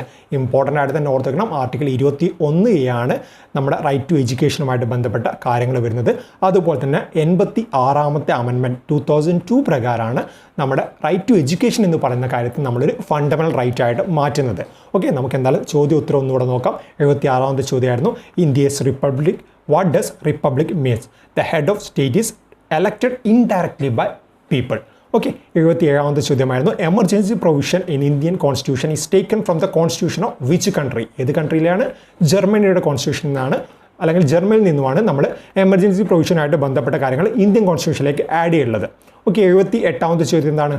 Article 60 of the Indian constitution refers to oath of the president. നമ്മുടെ ഇന്ത്യൻ പ്രസിഡന്റ് ഓത്തുമായിട്ട് ബന്ധപ്പെട്ട കാര്യങ്ങളാണ് ആർട്ടിക്കിൾ 60 പറയുന്നത്. ഓക്കെ, 79ാമത്തെ ചോദ്യം എന്തായിരുന്നു? The constitution amendment through which the 4 regional language namely Bodo, Dogri, Maithili and Santhali were included in the constitution is ഏതാണ്? 92ാമത്തെ അമെൻമെൻറ്റ് പ്രകാരമാണല്ലേ. ആ ഒരു കാര്യം ഓർത്തു വെക്കണം. 80ാമത്തെ ചോദ്യമായിരുന്നു, under which of the following amendment education was made a fundamental right? ഏതാണ്? 86ാമത്തെ അമെൻമെൻറ്റ് 2002 പ്രകാരമാണ് ആർട്ടിക്കിൾ 21A വരുന്ന നമ്മുടെ എഡ്യൂക്കേഷൻ ഒരു ഫണ്ടമെൻ്റൽ റൈറ്റ് ആയിട്ട്, അല്ലെങ്കിൽ റൈറ്റ് ടു എഡ്യൂക്കേഷൻ എന്ന് പറയുന്നത് നമ്മുടെ ഫണ്ടമെൻ്റൽ റൈറ്റ് ആയിട്ട് മാറ്റുന്നത്. ഓക്കെ, 81ാമത്തെ ചോദ്യം എന്താണ്? By which amendment was fundamental duties added to the constitution? നമ്മുടെ ഫണ്ടമെൻ്റൽ റൈറ്റ്സ് നമ്മൾ ഒരുപാട് കാര്യങ്ങൾ പറഞ്ഞു കഴിഞ്ഞല്ലേ. ഇനി നമ്മുടെ ഫണ്ടമെൻ്റൽ ഡ്യൂട്ടീസ്, നമുക്ക് മൊത്തം 11 ഫണ്ടമെൻ്റൽ ഡ്യൂട്ടീസാണ് നമ്മുടെ ഇന്ത്യൻ കോൺസ്റ്റിറ്റ്യൂഷനിലുള്ളത്. ആദ്യം 10 എണ്ണമായിരുന്നു, പിന്നീട് നമ്മൾ 1 ആഡ് ചെയ്തിട്ട് 11 മാറ്റിയിട്ടുണ്ടല്ലേ. അങ്ങനെ 11 ഫണ്ടമെൻ്റൽ ഡ്യൂട്ടീസ് നമ്മുടെ ഇന്ത്യൻ കോൺസ്റ്റിറ്റ്യൂഷനിലുണ്ട്. ആ ഒരു 11 ഫണ്ടമെൻ്റൽ ഡ്യൂട്ടീസ് നമ്മുടെ ഇന്ത്യൻ കോൺസ്റ്റിറ്റ്യൂഷനിലേക്ക് ആഡ് ചെയ്യുന്ന അമെൻമെൻറ്റാണ് 42ാമത്തെ അമെൻമെൻറ്റ്. 42ാമത്തെ അമെൻമെൻറ്റ് നമ്മൾ മുന്നേ ഡിസ്കസ് ചെയ്യേണ്ടത് എന്തായിരുന്നു? നമ്മുടെ മിനി കോൺസ്റ്റിറ്റ്യൂഷൻ എന്ന് പറയുന്ന വളരെ പ്രധാനപ്പെട്ട ഒരു അമെൻമെൻറ്റാണ് 42ാമത്തെ അമെൻമെൻറ്റിലെ 1976 ഇന്ദിരാഗാന്ധി ഗവൺമെൻറ് സമയത്ത് വന്നിട്ടുണ്ടായിരുന്ന അമെൻമെൻ്റ് ആയിരുന്നു, ഭേദഗതിയായിരുന്നു 42ാമത്തെ അമെൻമെൻറ്റ്. ആ ഒരു അമെൻമെൻറ്റുമായിട്ട് ബന്ധപ്പെട്ട് സ്വരൻ സിംഗ് കമ്മിറ്റിയുടെ റെക്കമെൻഡേഷൻ പ്രകാരമാണ് ഫണ്ടമെൻ്റൽ ഡ്യൂട്ടീസ് നമ്മുടെ ഇന്ത്യൻ കോൺസ്റ്റിറ്റ്യൂഷനിലേക്ക് ആഡ് ചെയ്യുന്നത്. 42ാമത്തെ അമെൻമെൻറ്റ് പ്രകാരമാണ് ഫണ്ടമെൻ്റൽ ഡ്യൂട്ടീസ് നമ്മുടെ ഇന്ത്യൻ കോൺസ്റ്റിറ്റ്യൂഷനിലേക്ക് ആഡ് ചെയ്യുന്നത്. അത് നമ്മൾ വളരെ ഇമ്പോർട്ടൻ്റ് ആയിട്ട് തന്നെ ഒന്ന് ഓർത്തു വയ്ക്കണം. അടുത്ത ചോദ്യം എന്താണ്? Which of the following article of Indian constitution deals with the right to equality before law? എന്താണ് കാര്യം? നമ്മുടെ നിയമത്തിന് മുന്നിൽ എല്ലാവരും സമന്മാരാണ് എന്ന് പറയുന്ന ആർട്ടിക്കിൾ ഏത് എന്നാണ് ചോദ്യം. ആർട്ടിക്കിൾ 14 നിയമത്തിന് മുന്നിൽ നമ്മൾ എല്ലാ ഇന്ത്യക്കാരും ഒരുപോലെയാണ്. എല്ലാവർക്കും നിയമത്തിൻ്റെ സംരക്ഷണം ഒരുപോലെയാണ്. ആർക്കും അവരുടെ പദവി നോക്കിയിട്ടോ അല്ലെങ്കിൽ അവരുടെ കാര്യങ്ങൾ നോക്കിയിട്ടുള്ള ചില എക്സെപ്ഷൻസ് അല്ല. നമുക്കറിയാം നമ്മുടെ പ്രസിഡൻ്റൊക്കെ അദ്ദേഹം ഭരണത്തിലിരിക്കുന്ന സമയത്ത് അദ്ദേഹത്തെ ഡയറക്റ്റായിട്ട് നമുക്ക് അറസ്റ്റ് ചെയ്യാനൊന്നും പറ്റില്ല. അദ്ദേഹം രാജിവെച്ചാലോ അല്ലെങ്കിൽ ആ രീതിയിലൊക്കെ വന്നു കഴിഞ്ഞാൽ മാത്രമേ നമുക്ക് അറസ്റ്റ് ചെയ്യാൻ പറ്റൂ. അങ്ങനെയുള്ള എക്സെപ്ഷൻസ് അല്ലാതെ നമ്മുടെ ഇന്ത്യയിൽ എല്ലാവരും ഒരുപോലെയാണ്. ഇപ്പോൾ നമ്മളൊരു കൊലപാതകം ചെയ്തു കഴിഞ്ഞാൽ അത് ഇന്ത്യൻ പ്രസിഡന്റ് ആയാലും സാധാരണ ഒരു ഇന്ത്യൻ പൗരനായാലും ഒരുപോലെ തന്നെ നിയമത്തിന് മുന്നിൽ ശിക്ഷിക്കപ്പെടും. അതാണ് നമ്മുടെ ആർട്ടിക്കിൾ 14 പറയുന്നത്. Which of the following article of Indian constitution deals with the right to equality before law. നിയമത്തിന് മുന്നിൽ നമ്മളെല്ലാവരും സമന്മാരാണ്. ഓക്കെ, 83ാമത്തെ ചോദ്യം എന്താണ്? How many times was the preamble of constitution amendment? എന്താണ് കാര്യം? നമ്മുടെ ഇന്ത്യൻ കോൺസ്റ്റിറ്റ്യൂഷൻ്റെ പ്രിയാമ്പിൾ, ആമുഖം, നമ്മുടെ ആദ്യത്തെ പ്രൈം മിനിസ്റ്റർ ആയിരുന്ന ജവഹർലാൽ നെഹ്റു അവതരിപ്പിച്ചില്ല, തയ്യാറാക്കിയുള്ള പ്രിയാമ്പിൾ അദ്ദേഹമായിരുന്നു അതിൻ്റെ ഡ്രാഫ്റ്റൊക്കെ പ്രിപ്പയർ ചെയ്തത്. അദ്ദേഹം തയ്യാറാക്കിയുള്ള ഈ ഒരു പ്രിയാമ്പിൾ ഒരു തവണ മാത്രമാണ് നമ്മുടെ ഇന്ത്യൻ കോൺസ്റ്റിറ്റ്യൂഷനിൽ അമെൻഡ് ചെയ്യപ്പെട്ടിട്ടുള്ളത്. ഓർത്തു വെക്കണം, നമ്മുടെ 42ാമത്തെ അമെൻമെൻറ്റ് പ്രകാരമായിരുന്നു അല്ലേ.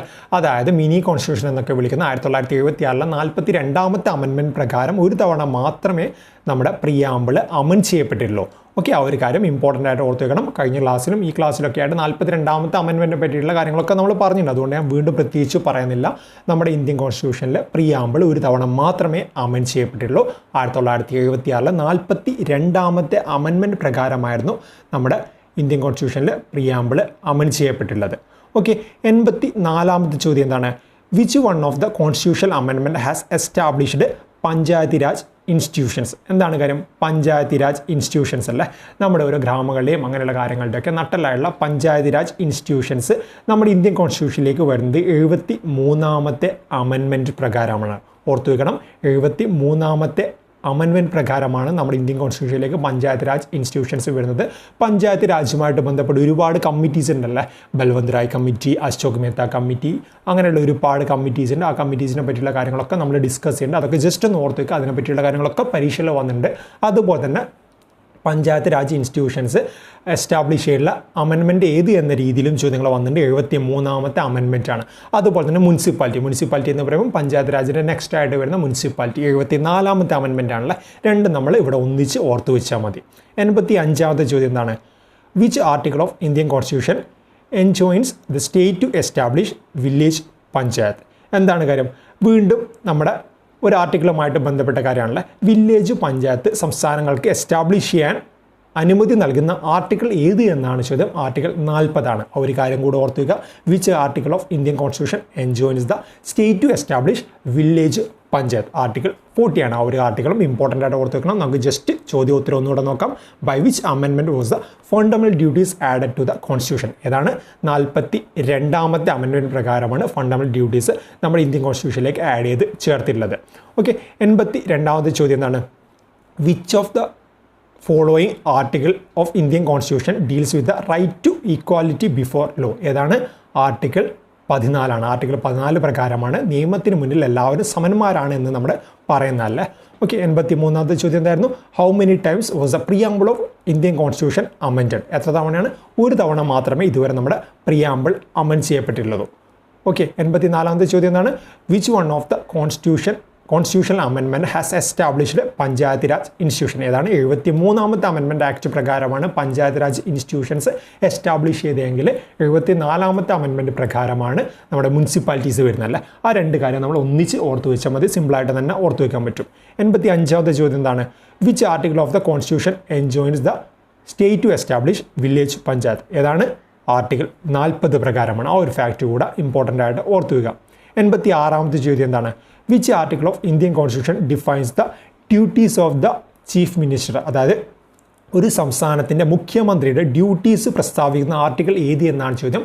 ഇതൊക്കെ നമുക്ക് പലപ്പോഴും നമ്മൾ നോക്കാതെ പോകുന്ന ചോദ്യങ്ങളാണ്. ആർട്ടിക്കിൾ 167 പ്രകാരമാണ് ഒരു സംസ്ഥാനത്തിൻ്റെ മുഖ്യമന്ത്രിയുടെ ഡ്യൂട്ടീസ് പ്രസ്താവിക്കുന്നത് എന്ന് പറയുന്നത്.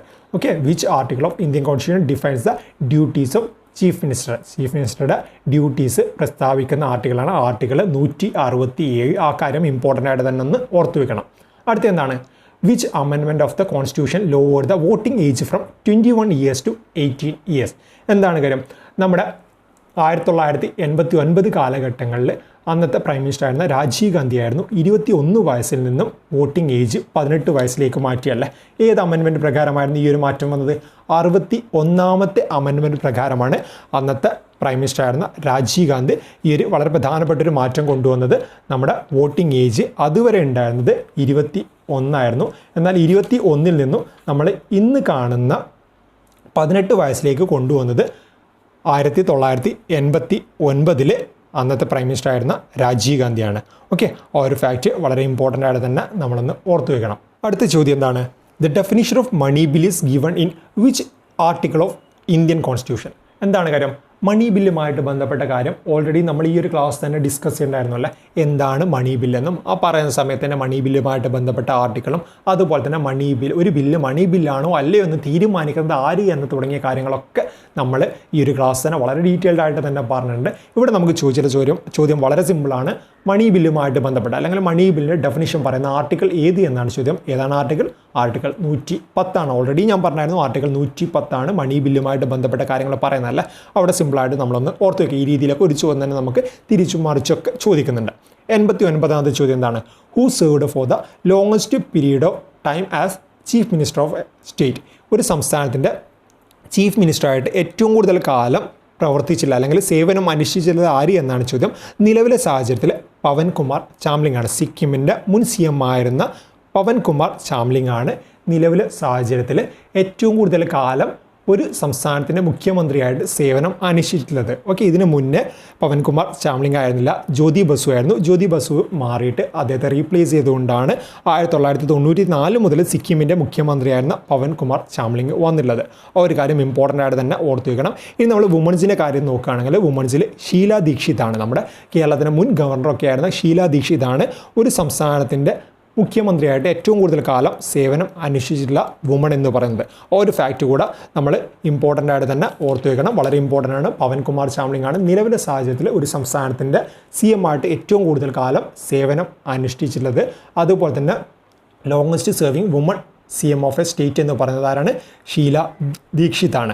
അതുപോലെ തന്നെ ഒരു സംസ്ഥാനത്തിൻ്റെ മുഖ്യമന്ത്രിയായ ആദ്യ വനിത എന്ന് പറയുന്നത് സുജേത കൃപലാനിയാണ്. രണ്ടാമത്തത് നന്ദിനി സബ്ദിയാണ്. ആ രണ്ട് പേരുകളും ഓർത്തു വയ്ക്കണം. വളരെ ഇമ്പോർട്ടൻ്റ് ആയിട്ട് തന്നെ നമ്മൾ ഓർത്തു വയ്ക്കണം. ഓക്കെ, 90ാമത്തെ ചോദ്യം എന്താണ്?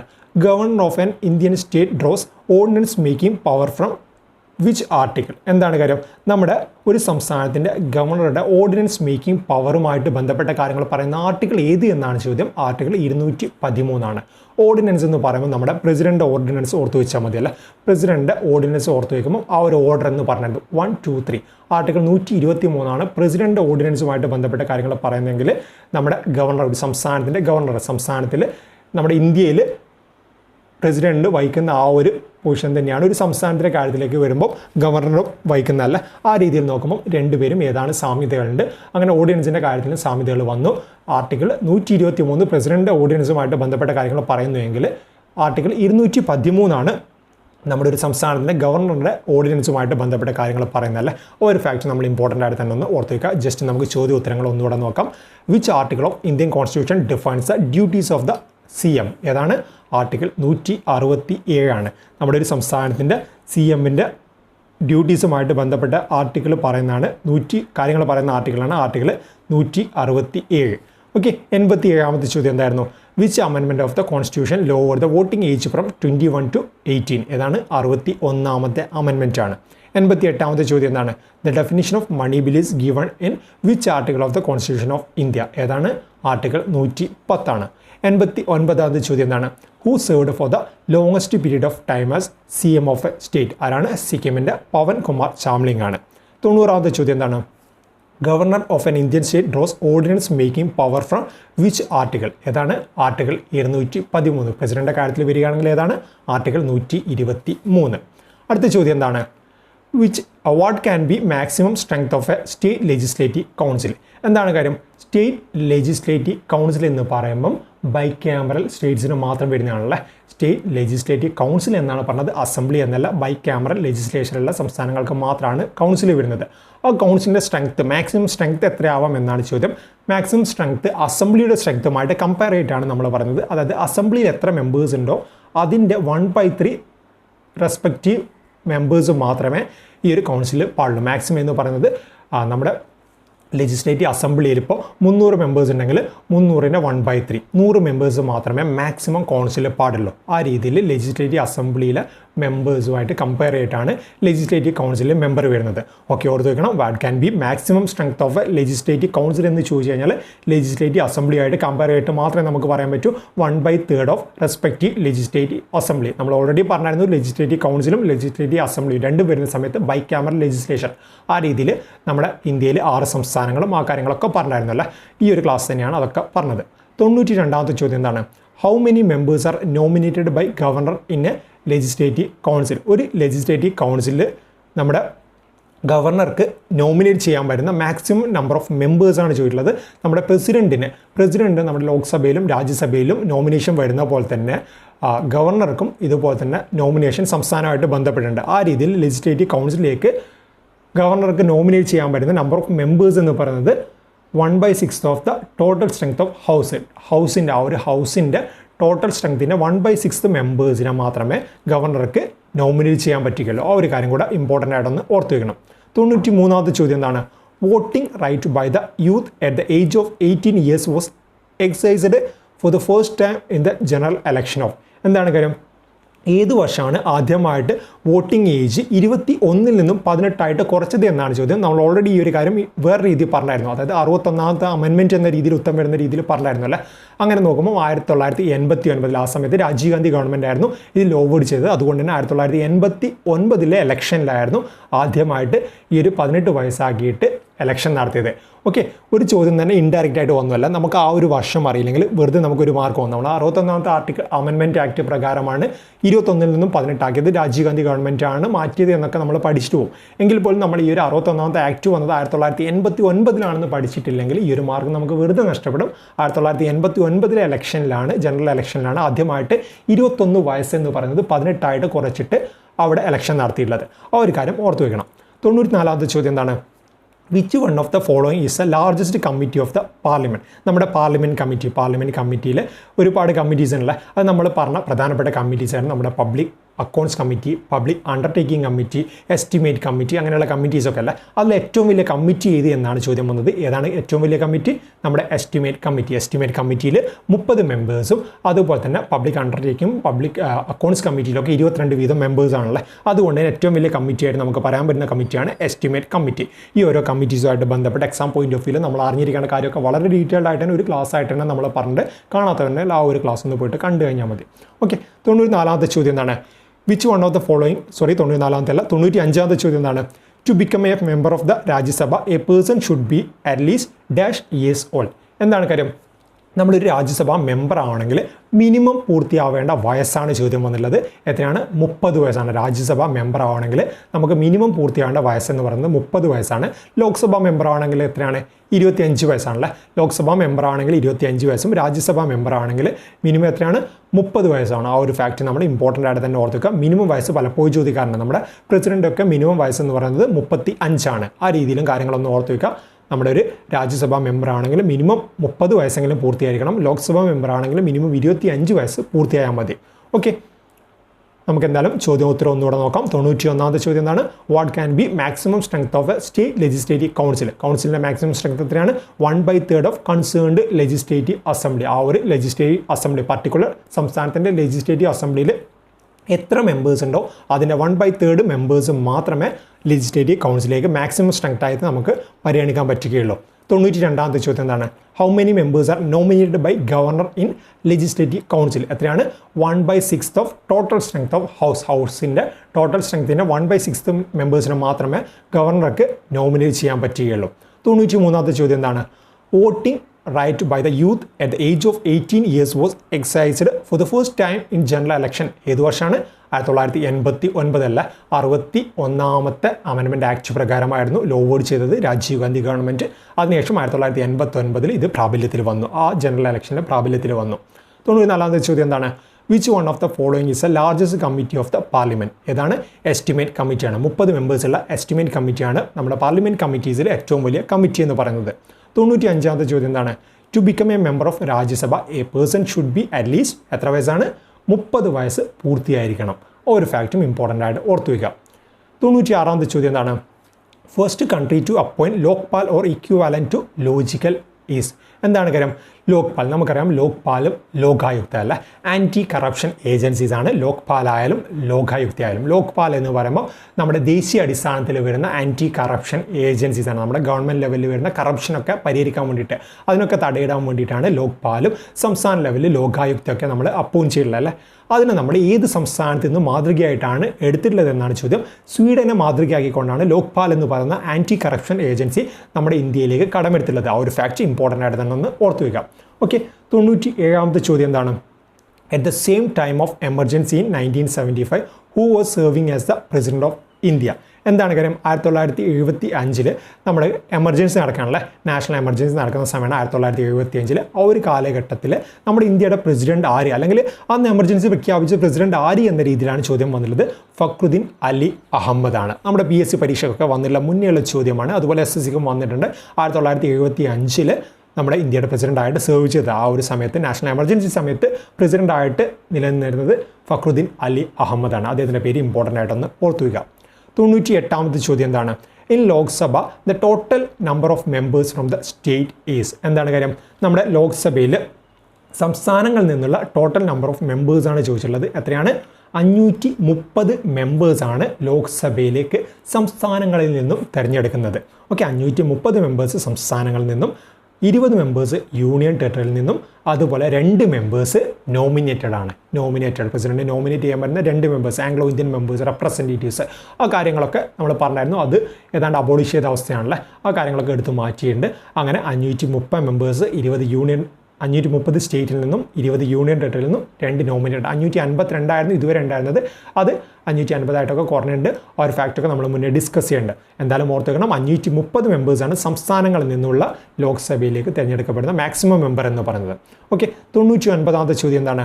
Malayalam is the official language of? നമുക്ക് വളരെ സിമ്പിളായിട്ട് ചോദ്യമാണല്ലോ, പ്രത്യേകിച്ച് നമ്മൾ നോക്കേണ്ട ആവശ്യമൊന്നുമില്ല. മലയാളം എന്ന് പറയുന്നത് നമ്മുടെ കേരളത്തിൻ്റെ ഒഫീഷ്യൽ ലാംഗ്വേജ് ആണ്. നമ്മുടെ സൗത്തിലേക്കുള്ള എക്സാമിനൊക്കെ RRB ഒക്കെ പല രീതിയിലും ഇതുപോലെയൊക്കെ ചോദ്യങ്ങൾ വരാറുണ്ട്. ഇപ്പോൾ NTPC എക്സാമിൽ നമ്മൾ കണ്ടായിരുന്നു, അറബിക്കടലിൻ്റെ റാണി എന്നറിയപ്പെടുന്നത് ഏത് തുറമുഖമാണ് എന്ന രീതിയിലൊക്കെ പരീക്ഷകൾ വന്നിട്ടുണ്ടായിരുന്നു. അതൊക്കെ കൊച്ചിയാണ്. നമ്മുടെ സൗത്തുമായിട്ട് ബന്ധപ്പെട്ട് പരീക്ഷയിലെ ചോദ്യങ്ങൾ അങ്ങനെയൊക്കെ വരാറുണ്ട്. ആ രീതിയിൽ Malayalam is the official language of ഏതാണ്? കേരള. ഞാൻ പ്രത്യേകിച്ച് പറയേണ്ട ആവശ്യമൊന്നുമില്ല അല്ലേ. 100ാമത്തെ ചോദ്യം എന്താണ്? Who was the first female governor of India? എന്താണ് കാര്യം? നമ്മുടെ ഇന്ത്യയിലെ ഒരു സംസ്ഥാനത്തിൻ്റെ ആദ്യത്തെ ഫീമെയിൽ ഗവർണറായിട്ട് അപ്പോയിൻറ്റഡ് ആയത് ആര് എന്നാണ്? ആരാണ്? സരോജിനി നായിഡു ആണ്. സരോജിനി നായിഡു ആണ് UP പ്രൊവിൻസിൻ്റെ ഗവർണറായിട്ട് ആദ്യമായിട്ട് വന്നത്. ഒരു ഇന്ത്യൻ സംസ്ഥാനത്തിന് ആദ്യത്തെ വുമൺ ഗവർണറായിട്ട് വന്നത് സരോജിനി നായിഡു ആണ്. ആ ഒരു പേര് ഇമ്പോർട്ടൻ്റ് ആയിട്ടൊന്ന് ഓർത്തു വയ്ക്കണം. എന്തൊക്കെയായിരുന്നു ചോദ്യങ്ങൾ? നമ്മുടെ ലാസ്റ്റ് സെറ്റ് ചോദ്യങ്ങളായിരുന്നു. First country to appoint Lokpal or equivalent to a logical is? Sweden ആണ്. 97ാമത്തെ ചോദ്യം, at the same time of emergency in 1975 who was serving as the president of India? ആരാണ്? ഫക്രുദ്ദീൻ അലി അഹമ്മദ് ആണ്. In Lok Sabha the total number of members from state is? എത്രയാണ്? 530 ആണല്ലേ. 99ാമത്തെ ചോദ്യം എന്താണ്? Malayalam is the official language of Kerala. 100ാമത്തെ ചോദ്യമാണ്, who was the first female governor of India? ആരാണ്? സരോജിനി നായിഡു ആണ്. ഓക്കെ ഫ്രണ്ട്സ്, അപ്പോൾ ഇത്രയും കാര്യങ്ങളാണ് നമുക്ക് ഇന്ത്യൻ പൊളിറ്റിയുടെ പ്രീവിയസ് ഇയർ ക്വസ്റ്റ്യൻസുമായിട്ട് ബന്ധപ്പെട്ട പാർട്ട് 2 വീഡിയോയിൽ ഡിസ്കസ് ചെയ്യാനുള്ളത്. വളരെ പ്രധാനപ്പെട്ട 50 ചോദ്യങ്ങളും അതുപോലെ അതിൻ്റെ റിലേറ്റഡ് ഫാക്ട്സ് ഒക്കെ ഇവിടെ പറഞ്ഞിട്ടുണ്ട്. നിങ്ങൾക്ക് കാര്യങ്ങൾ തീർച്ചയായിട്ടും ഉപകാരപ്രദമായിരിക്കും. ഇപ്പോൾ റീസെൻ്റ് ആയിട്ട് വന്നിട്ടുള്ള NTPC പരീക്ഷയിൽ ചോദിച്ചത് അടക്കമുള്ള കാര്യങ്ങൾ ഞാനിവിടെ പറഞ്ഞിട്ടുണ്ട്. എന്തായാലും നമുക്കിനി ഒരു ക്ലാസ് കൂടെ 50 ചോദ്യങ്ങൾ കൂടെ RRB SSC പ്രീവിയസ് ഇയർ ചോദ്യങ്ങളായിട്ട് ബന്ധപ്പെട്ട് പരിശോധിക്കാനുണ്ട്. അത് നമ്മൾ വൈകാതെ തന്നെ അടുത്ത ക്ലാസ്സിലായിട്ട് ചെയ്യുന്നതായിരിക്കും. നമുക്ക് എന്തായാലും ആ ഒരു ക്ലാസ് കൂടെയായിട്ട് അടുത്ത ക്ലാസ്സിൽ കാണാം. താങ്ക്